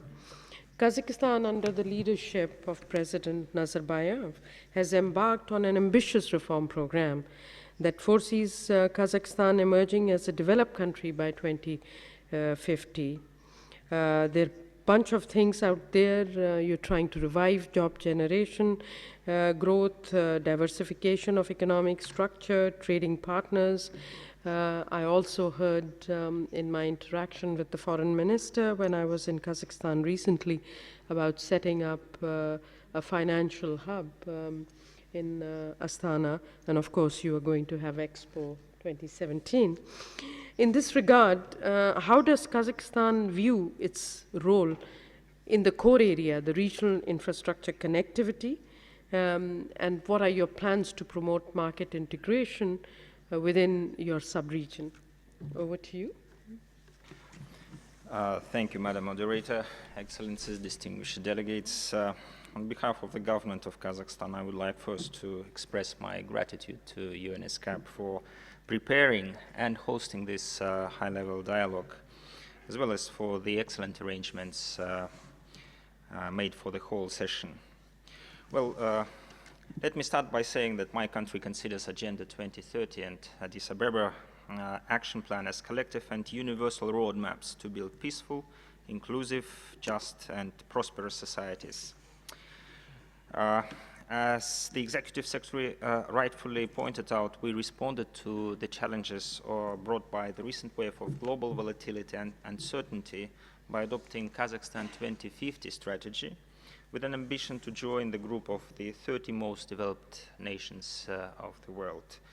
In a nutshell, it's a program aiming at a greater degree of industrialization and economic growth based on diversification and economy, as well as greater distribution of wealth in our society. The questions you've posed to me were partly responded by my distinguished Iranian colleague, and I fully subscribe to a lot what he proposed in his statement. In my response, I will definitely be speaking from Central Asian perspective, but also from the strategic points of view that Kazakhstan has. Well, as the largest landlocked country in the world, we're naturally interested in greater regional infrastructure connectivity.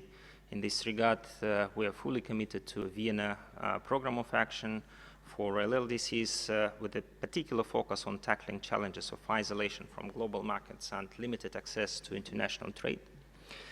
And we definitely see the revival of Great Silk Road as a principal idea driving regional economic and infrastructural integration.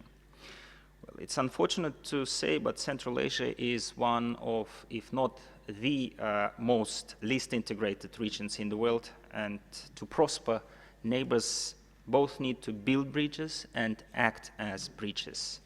So, in other words, the region is in need of hard connectivity, meaning infrastructure, and soft connectivity, people-to-people, business-to-business contacts. And Kazakhstan, under its new political and economic course, the Kazakhstan 2050 strategy, is building, investing heavily in infrastructural projects. Overland, the Silk Road is being revived with the 6 billion Western Europe, Western China transit corridor, which is to be completed by the end of this year and will allow goods to travel from China to Europe in only 10 days. Rail links are also being opened, and as my distinguished Iranian colleague mentioned some of them, let me just say that overall the total length of newly constructed railroads in Kazakhstan are over 1,200 kilometers. And these projects and others will open up additional markets for our goods, boosting economic growth, creating opportunities and pockets of prosperity along these lines of communications. And this is also a common good, not only for our neighbors, but for the entire region of Asia-Pacific. And we believe that building trade and energy linkages across Central Asia increases stability and prosperity, and regional states and wider region could benefit from being land-linked than instead of landlocked, and work towards a mutual great gain. Well, and we also believe that the geographic position of the region offers opportunities for synergies of various economic projects. We're enhancing our cooperation within the economic belt of Silk Road. Likewise, we see great benefits in the functioning of Eurasian Economic Union. My Armenian colleague before me, and I believe Minister Suleimanov from Eurasian Economic Commission will talk in detail on the benefits of regional integration.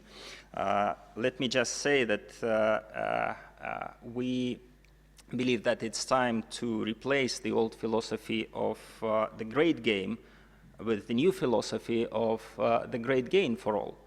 And we support the idea of the revival of the Great Silk Road as a historical basis for cooperation among Asian countries.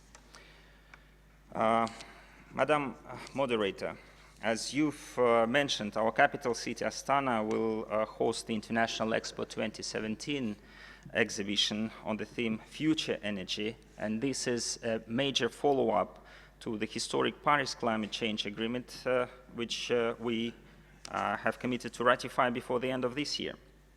At the recent OIC Istanbul Summit, Organization of Islamic Conference Istanbul Summit, Kazakhstan committed to host the OIC Summit on Science and Technology in 2017 that will accelerate broader South-South cooperation.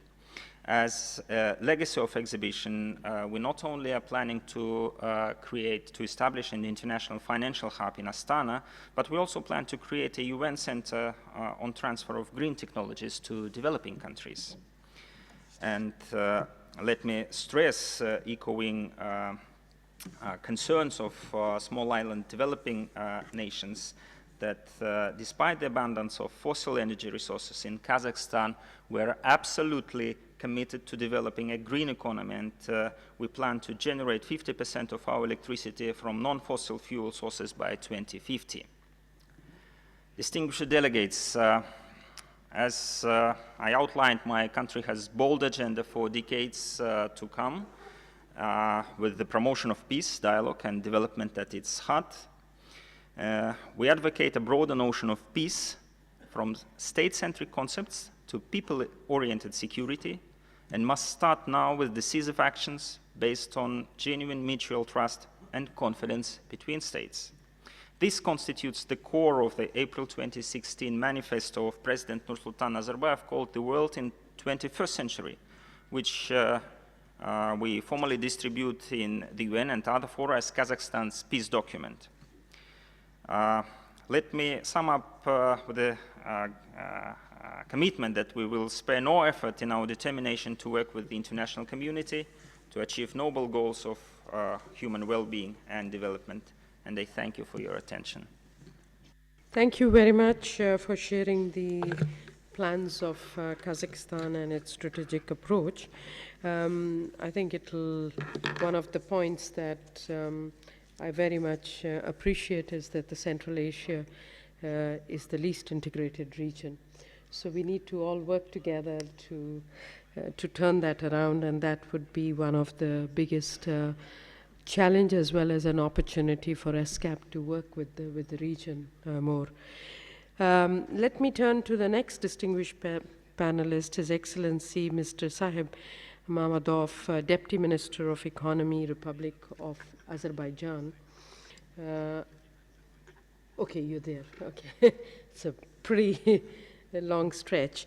Let me state the background a bit. I think from what I see, Azerbaijan, from my observation during my recent visit there, I think it has been successful in eradicating extreme poverty, beautiful city, and in Baku, and you have also been able to reduce somewhat the levels of income inequality. Yet, as a resource-rich economy, the economy has had to deal with the decline of natural resource rents. This may impact the government's ability to pursue inclusive growth strategies.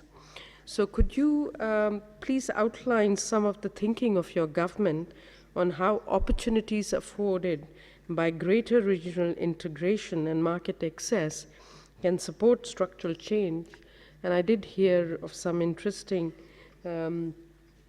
projects and endeavors that your government has to enhance connectivity, and I'm sure our colleagues here would love to hear about that. So over to you. Thank you, Madam Makhtar, distinguished delegates, participants, ladies and gentlemen. I also would like to express my gratitude for organizers, for high-level arrangements. In the context of globalization, multilateral economic cooperation and integration processes become increasingly important. From this point of view, regional and interregional cooperation is one of the key components of modern international economic relations, as well as an important factor in achieving prosperity, sustainable development, and economic growth. Due to its geographical location, Azerbaijan has historically been at the crossroads of civilization, and today the policy of fully fledged and mutually beneficial cooperation with our partners, both in the East and in the West, is a logical continuation of the centuries-old relations.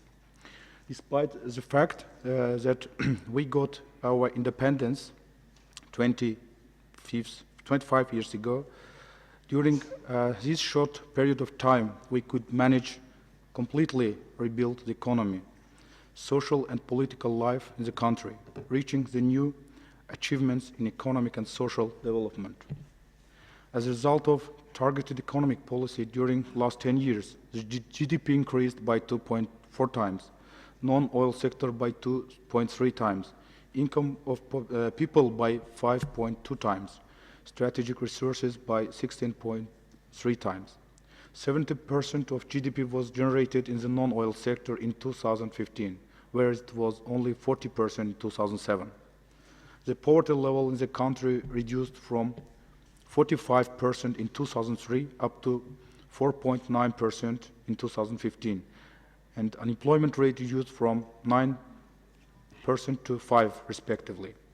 Currently, a new stage of economic reforms aimed at further development of human capital, transition to diversified, competitive and innovative economy, creating the most favorable conditions for investment, improvement of investment environment, development of entrepreneurship, especially small and medium entrepreneurship, and promotion of gender equality and other issues like ecological situation is carried out in the country.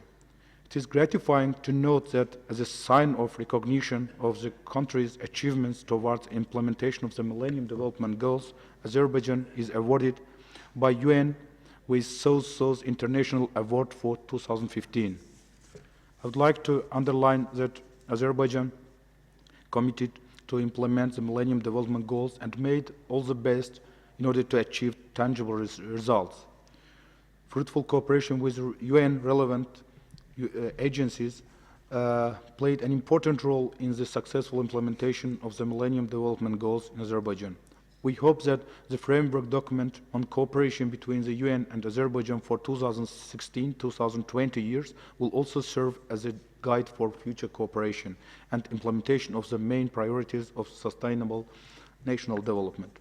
Dear colleagues, towards the integration to the world economy, Azerbaijan has always paid special attention to strengthening of regional cooperation. Today, Azerbaijan is the initiator of large-scale energy and transport communication projects. These projects contribute to the social economic development of non-oil, not only Azerbaijan, but the whole region as well. Economic cooperation in our region has received a strong impetus through the implementation of transnational energy projects aimed at transportation of Azerbaijan's hydrocarbon resources to the world markets.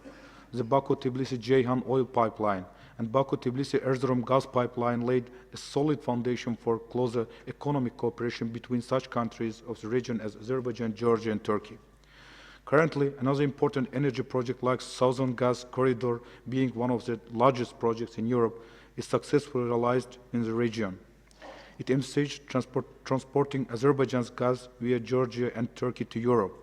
Within the frameworks of this project, Trans-Anatolian TANAP and Trans-Adriatic TAP gas corridors will be constructed.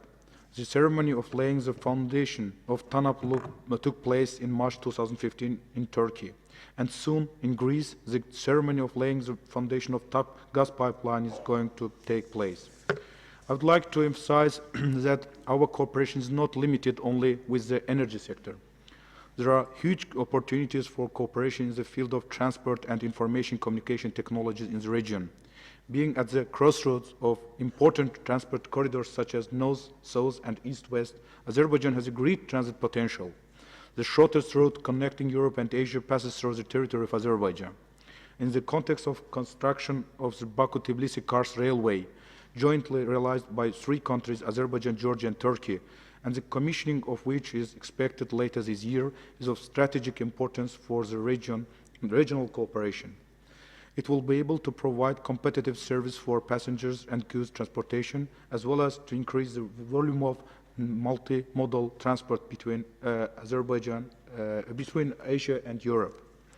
Crucial contribution to the development of the regional cooperation is made by the new Baku International Sea Trade Port, which is an essential hub towards transit logistics chain of the region and establishment of the free economic zone in Azerbaijan. As a result of implementation of this large-scale project, there will be multi-fold growth of freight transportation and enlargement of trade relations between Asia and Europe, as well as between ESCAP states. Another significant project in the area of economic and transport cooperation is Trans-Caspian International Transport Road, established this February, which starts in China, passes through Kazakhstan, Azerbaijan, and Georgia, and reaches the European states via Turkey and Ukraine. Along the transport route, transit procedures have been simplified, transportation prices through the territory of Azerbaijan decreased up to 40%, single tariffs are already applied, one-stop shop system has been defined, and pilot transportation of several container trains have been successfully conducted. According to the UNESCAP research, Azerbaijan has high level of border connections and developed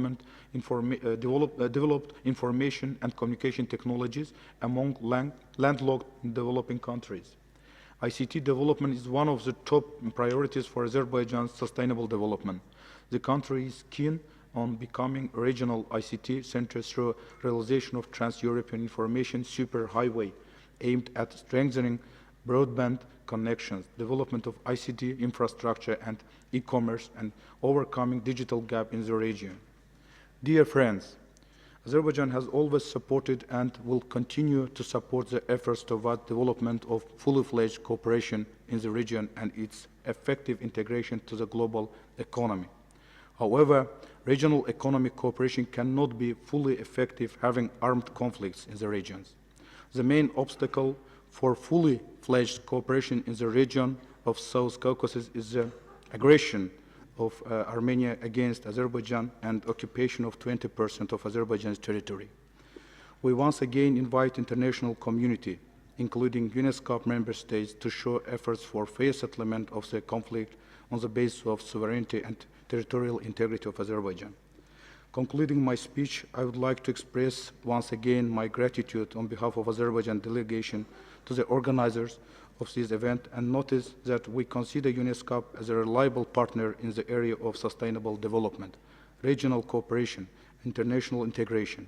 We expect deeper cooperation between Azerbaijan and UNESCAP contributing to the growing prosperity in the region of Asia and Pacific Ocean. Thank you for attention. Thank you very much for your remarks and the visionary plans of Azerbaijan. I now turn to our next distinguished panelist, Mr. Bambang Susanto, Vice President for Knowledge Management, Asian Development Bank. I think Asian Development Bank has, to its credit, done phenomenal work on regional cooperation and integration. It would be useful to now share with us the core elements of ADB's futuristic regional cooperation and integration strategy and models. I'd love to hear because, of course, Regional Development Bank is a very critical partner of ESCAP in this context. So over to you, Mr. Susanto. Thank you, Madam Moderator, Excellencies, distinguished panelists, ladies and gentlemen. First of all, congratulations to ESCAP. And on behalf of the Asian Development Bank, it is an honor for me to speak this afternoon on regional cooperation and integrations and how RCI, as we call it, can be better served to achieve the Sustainable Development Goal. I will briefly discuss the prospects and challenges of ADB's RCI, especially how connectivity helps address those challenges, and finally, some examples of RCI initiatives that contribute to better connectivity and sustain inclusive growth. Excellencies, ladies and gentlemen, Economic growth across developing Asia is projected to soften somewhat to 5.7% in 2016 and 2017, compared with 5.9% in 2015.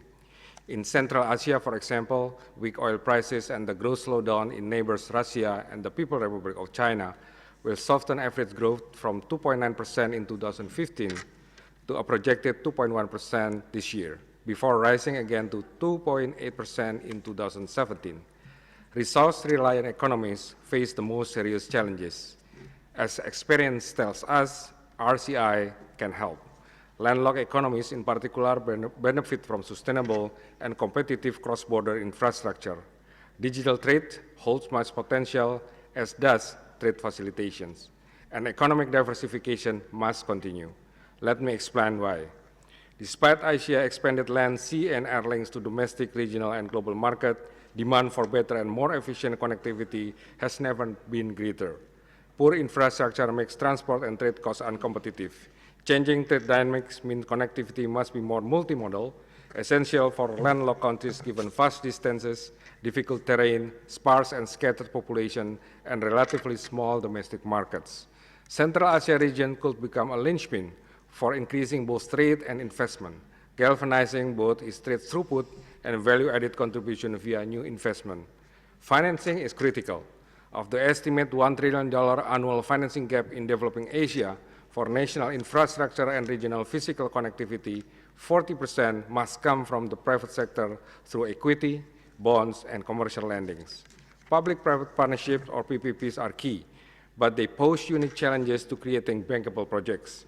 ADB encourages PPP for infrastructure financing.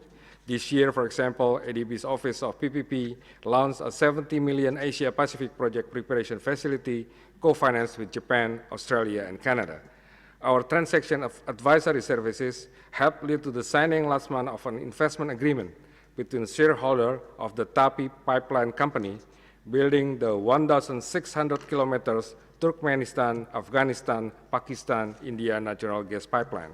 Clearly, good project design, regulatory predictability, and assured long-term returns are the mantra for successful private sector involvement.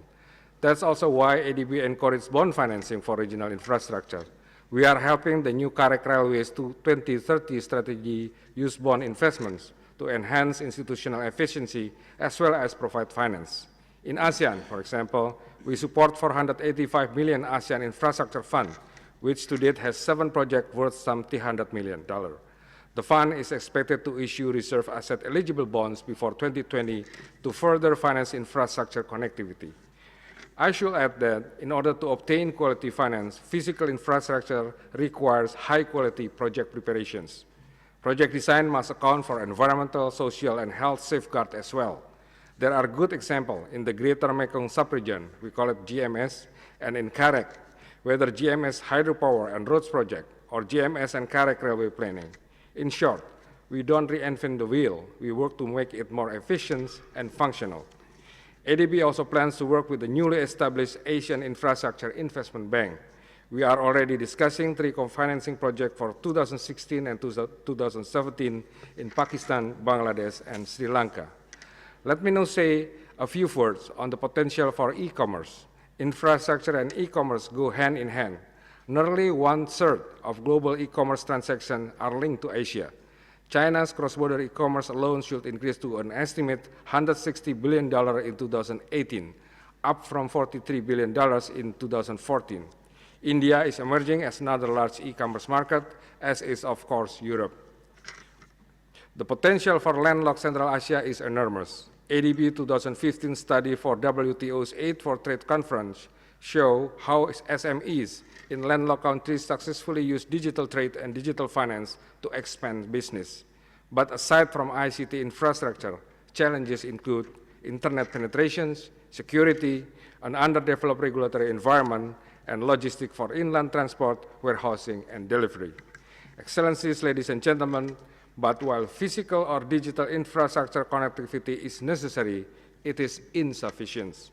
Removing non-tariff barriers will facilitate trade and investment across landlocked Asia, better linking East Asia with South Asia and Europe. Coordinated border management, joint custom control and transit arrangements, authorized economic operator schemes, national single windows, and a unified custom valuation and classification system all help. For example, CAREC's corridor performance measurement and monitoring system tackles the reason for delays using the time cost distance methods and time release studies. Modernizing sanitary and phytosanitary measures and agency are also critical. The Greater Mekong sub-region is already implementing reform, while CAREC could foster greater export for agriculture produce, meat, and dairy products. Transforming transport corridor into a full-fledged economic corridors also helps the efficient flow of goods and people with better logistics linking cities. They help integrate business along the corridor into wider production networks and the value chains. This year, ADB approved a 2016-2020 plan to support inclusive business focusing on agribusiness development and trade financing, particularly on small and medium enterprise trade finance. To conclude, regional cooperation can be a building block for subsequent global solutions, and Asia's open regionalisms link it to other regions to reinforce Asia's own regionalism. At ADB, we speak of finance plus leverage plus knowledge, and that promotes connectivity plus, sustainable high-quality infrastructure plus trade facilitations plus private sector participation. We in ADB believe that our strategic commitment to cooperation and integration, our strengthened financial resources, and our strong client partnership will boost our role as the honest broker for the RCI in the region. I'm looking forward to work with all of you for a better and sustainable future. Thank you very much. Thank you very much, Bambang Susatano. I think another plus, if I can add, is ADB ESCAP working together more closely going forward.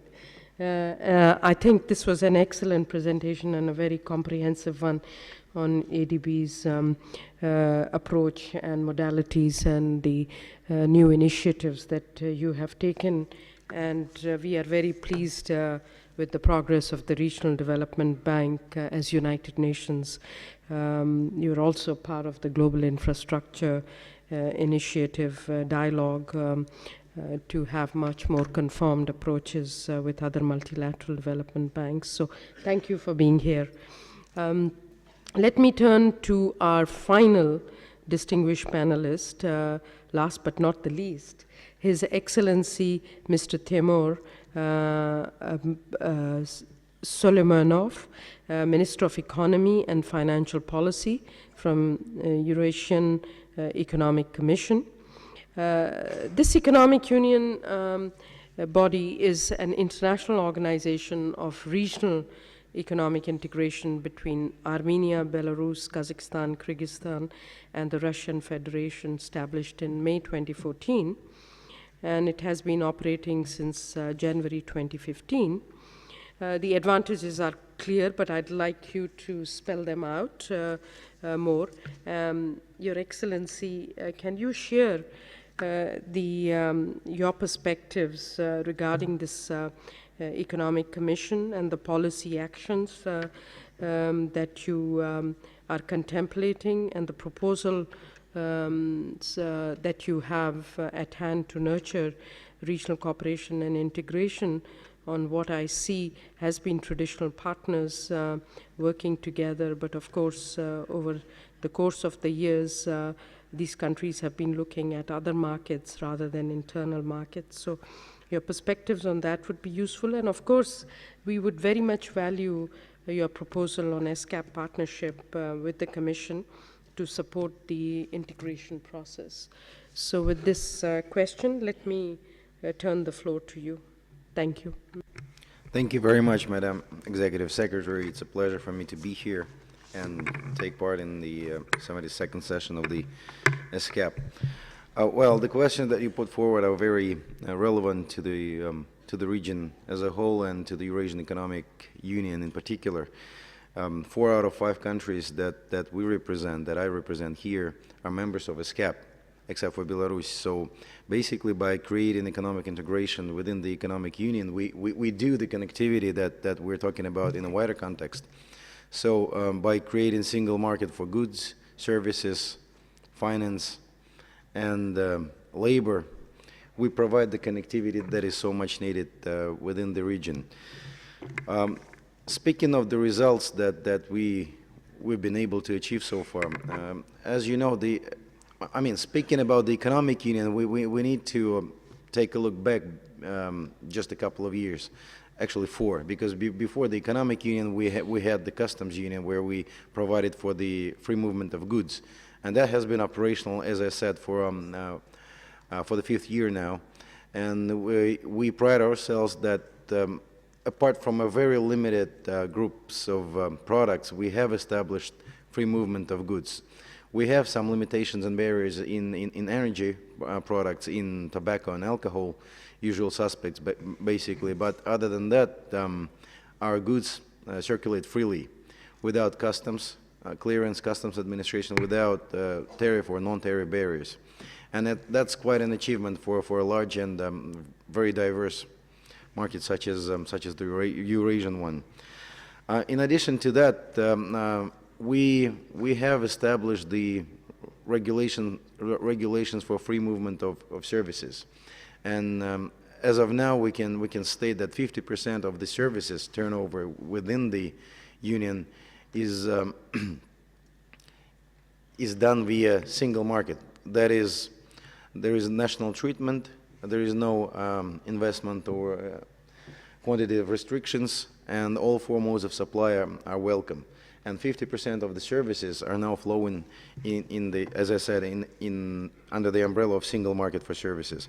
We are very close to finalizing our paperwork or regulatory framework for the single pharmaceutical market, which is very important from the social side of things, because having access to affordable medicines and cheap drugs is very important for any country. And so hopefully we as the Commission finalize the necessary regulatory paperwork by the year end, and the single pharmaceutical market will become operational next year. On the mobility, on the labor mobility side of things, I think that there are a lot of milestones that I would like to mention. First of all, we do not apply any quotas in terms of protection of domestic labor markets. So basically, we treat our citizens as the citizens of our own state. There is no need to receive any license to work in any country of the union. The social security is provided on a national treatment basis, which is very important because it has to do with the budget. And as you understand, the budgets are under significant stress at the moment. But regardless of that, the countries decided that they are ready to do that, and they went ahead with it. So basically, social security is provided for every citizen of every country within the union. We are working on finalizing the pension agreement relating to the export of pensions, because if you create the mobility and you spend some of your working life in other state, you have to be able to get something in return when you grow old and when you retire. So that piece of the puzzle will be finalized by this year. So as I said, when we talk about connectivity, there is a wider context and there is a local context. So connectivity is very important for the union itself, because the countries are so different. For example, if you take Russia or Kazakhstan, it's medium-income countries with a GDP per capita of about 12 to 14,000 US dollars, and on the other hand, you have, for example, Kyrgyzstan with GDP of about 3,000 per capita. So this homogenization and sharing the benefits of the union among the member states, among the citizens of the member states is very important, and I think that the union is doing exactly that. Speaking about a wider geographical or geopolitical context, I think one of the reasons why countries like Kazakhstan, Russia, and other countries of the union decided to pull their interests together is that it is easier to achieve your interests and defend your interests when you pool your interests. For example, let's take a theoretical economic or free trade agreement between Kyrgyzstan and China. I doubt it very much that Kyrgyzstan would be able to achieve the best results, the best negotiation results in this deal, just because of the different weight categories, and the same applies to Kazakhstan. So by pulling our interests together, we do make possible some of the things that otherwise the countries would refrain from, because no country by itself would go ahead and sign some deep economic agreement with China, which has to do with preferential trade. But having pulled our interest and our economies together, I think we can do that. And actually, there are some very specific steps in that directions. And of course, that helps with the connectivity of the region, and it helps with fighting the inequality, because some of the misbalances are due to the different weight categories between the negotiating parties. And when you put them in the same weight category, you achieve better results for both sides. And so I think our union is doing exactly that. As I said, we are pursuing. Of course, we observe and we welcome the Chinese initiative for the new Silk Road. To that end, we have been discussing very diligently for about 3 months now, maybe half a year, of how we want to cooperate with China. Maybe it is too early to state the results, but I would like to stress that the interest of all of the 5 countries is there, and we will go ahead with the cooperation agreement with the Chinese People's Republic. Apart from that, we are working. We have a joint research groups operating at the moment on possibility of creating free trade agreements with Israel, Egypt, India, and Iran, very importantly. So the Eurasian Economic Union is well positioned, as you understand, from geographical standpoint. When you have Trans-Pacific, you have Transatlantic, you have the European Union, you have large and developing countries such as China and India, and then of course you have to have this side of the puzzle, this link in Eurasian Economic Union, and you have to link them together to create the seamless system of the treaties.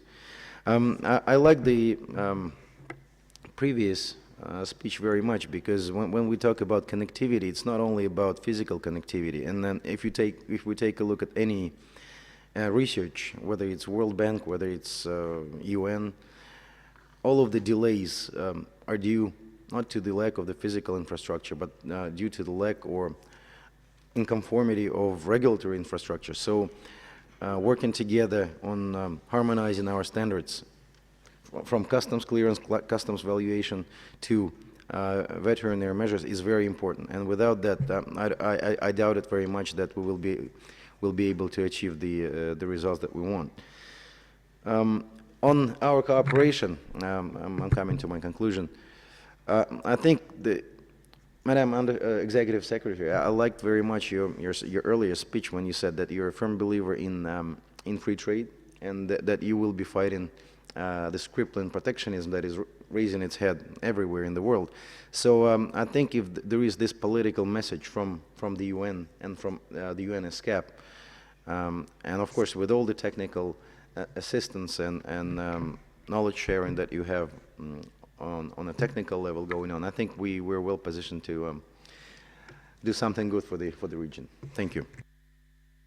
Thank you very much. I have to say that I'm really impressed by this panel.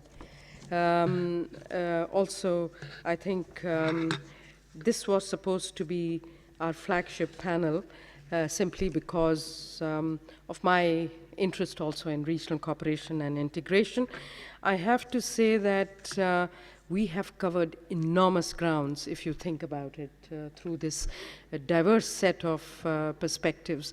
First of all, I think we have succeeded in getting perspectives on landlocked countries' issues. And that was the actual objective of having this dialogue and very focused discussion on how do you really pace and sequence and strategize the regional economic cooperation and integration in the landlocked economies. We have, of course, had value addition here because the other set of countries which is of tremendous interest to us in context of the countries with special needs are the SID Islands. And with the leadership of the Prime Minister of Fiji and also of Tuvalu, we have learned a lot about the context of the ocean economies as well as the climate change, where regional cooperation and integration is fundamental too. I'm not going to summarize this panel simply because we will have a very good summary of it. I have taken notes myself, but I'm sure somebody is recording there. This because it was a very rich set of insights and some, I would say, the rules of thumb for what will promote the regional economic cooperation and integration. The reason why I'm not summarizing is not because I haven't been able to pool my thoughts, but I have been threatened that I would have a problem with the interpreters because of us running over time. I had deliberately not stopped any speaker simply because it was such a rich exchange.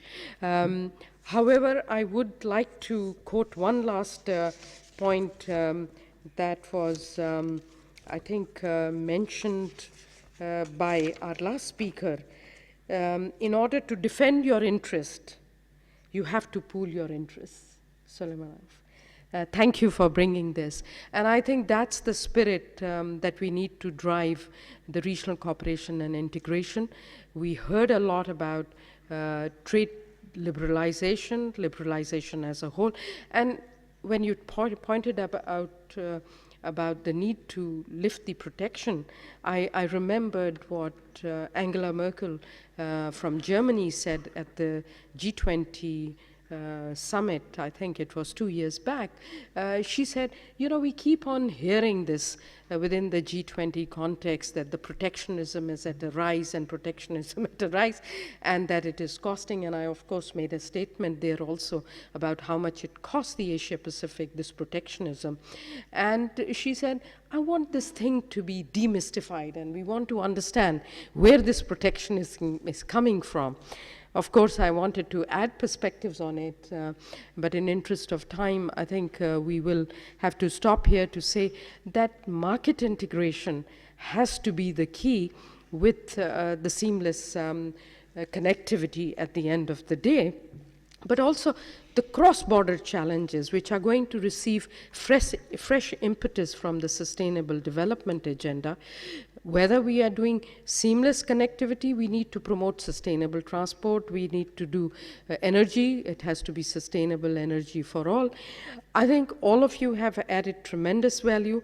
I think we have benefited as ESCAP particularly to go back to our drawing board and pull all these thoughts that you have shared with us, and I'm sure if we had time, we would have had some exciting questions, but I have been reminded again and again not to open the floor at this stage because we also have a gala dinner waiting, and of course, I would like our chairperson to also conclude this session. So with this, Your Excellency, I'm turning to you to basically take forward the conclusion of this session, and I would like, before we do that, to invite really a hand of applause for actually a panel that I moderated and enjoyed so much. Your Excellency, over to you. Спасибо. Уважаемые коллеги, дамы и господа, я благодарю госпожу Шамшода Ахтар, исполнительного секретаря, и участников за их содержательное обсуждение. Присутствие при их дискуссиях является, несомненно, высокой привилегией. Я также хотел бы пригласить всех делегатов на торжественный ужин, организуемый исполнительным секретарем на первом этаже этого конференционного центра. Я также хотел бы объявить, что завтра в 9 утра мы вновь соберемся здесь, в зале ESCAP, для проведения совещания на высоком уровне специального органа по наименее развитым, не имеющим выхода к морю развивающимся странам и Тихоокеанским островным развивающимся странам. Я благодарю вас и желаю вам приятно провести вечер. Заседание закрывается. Спасибо.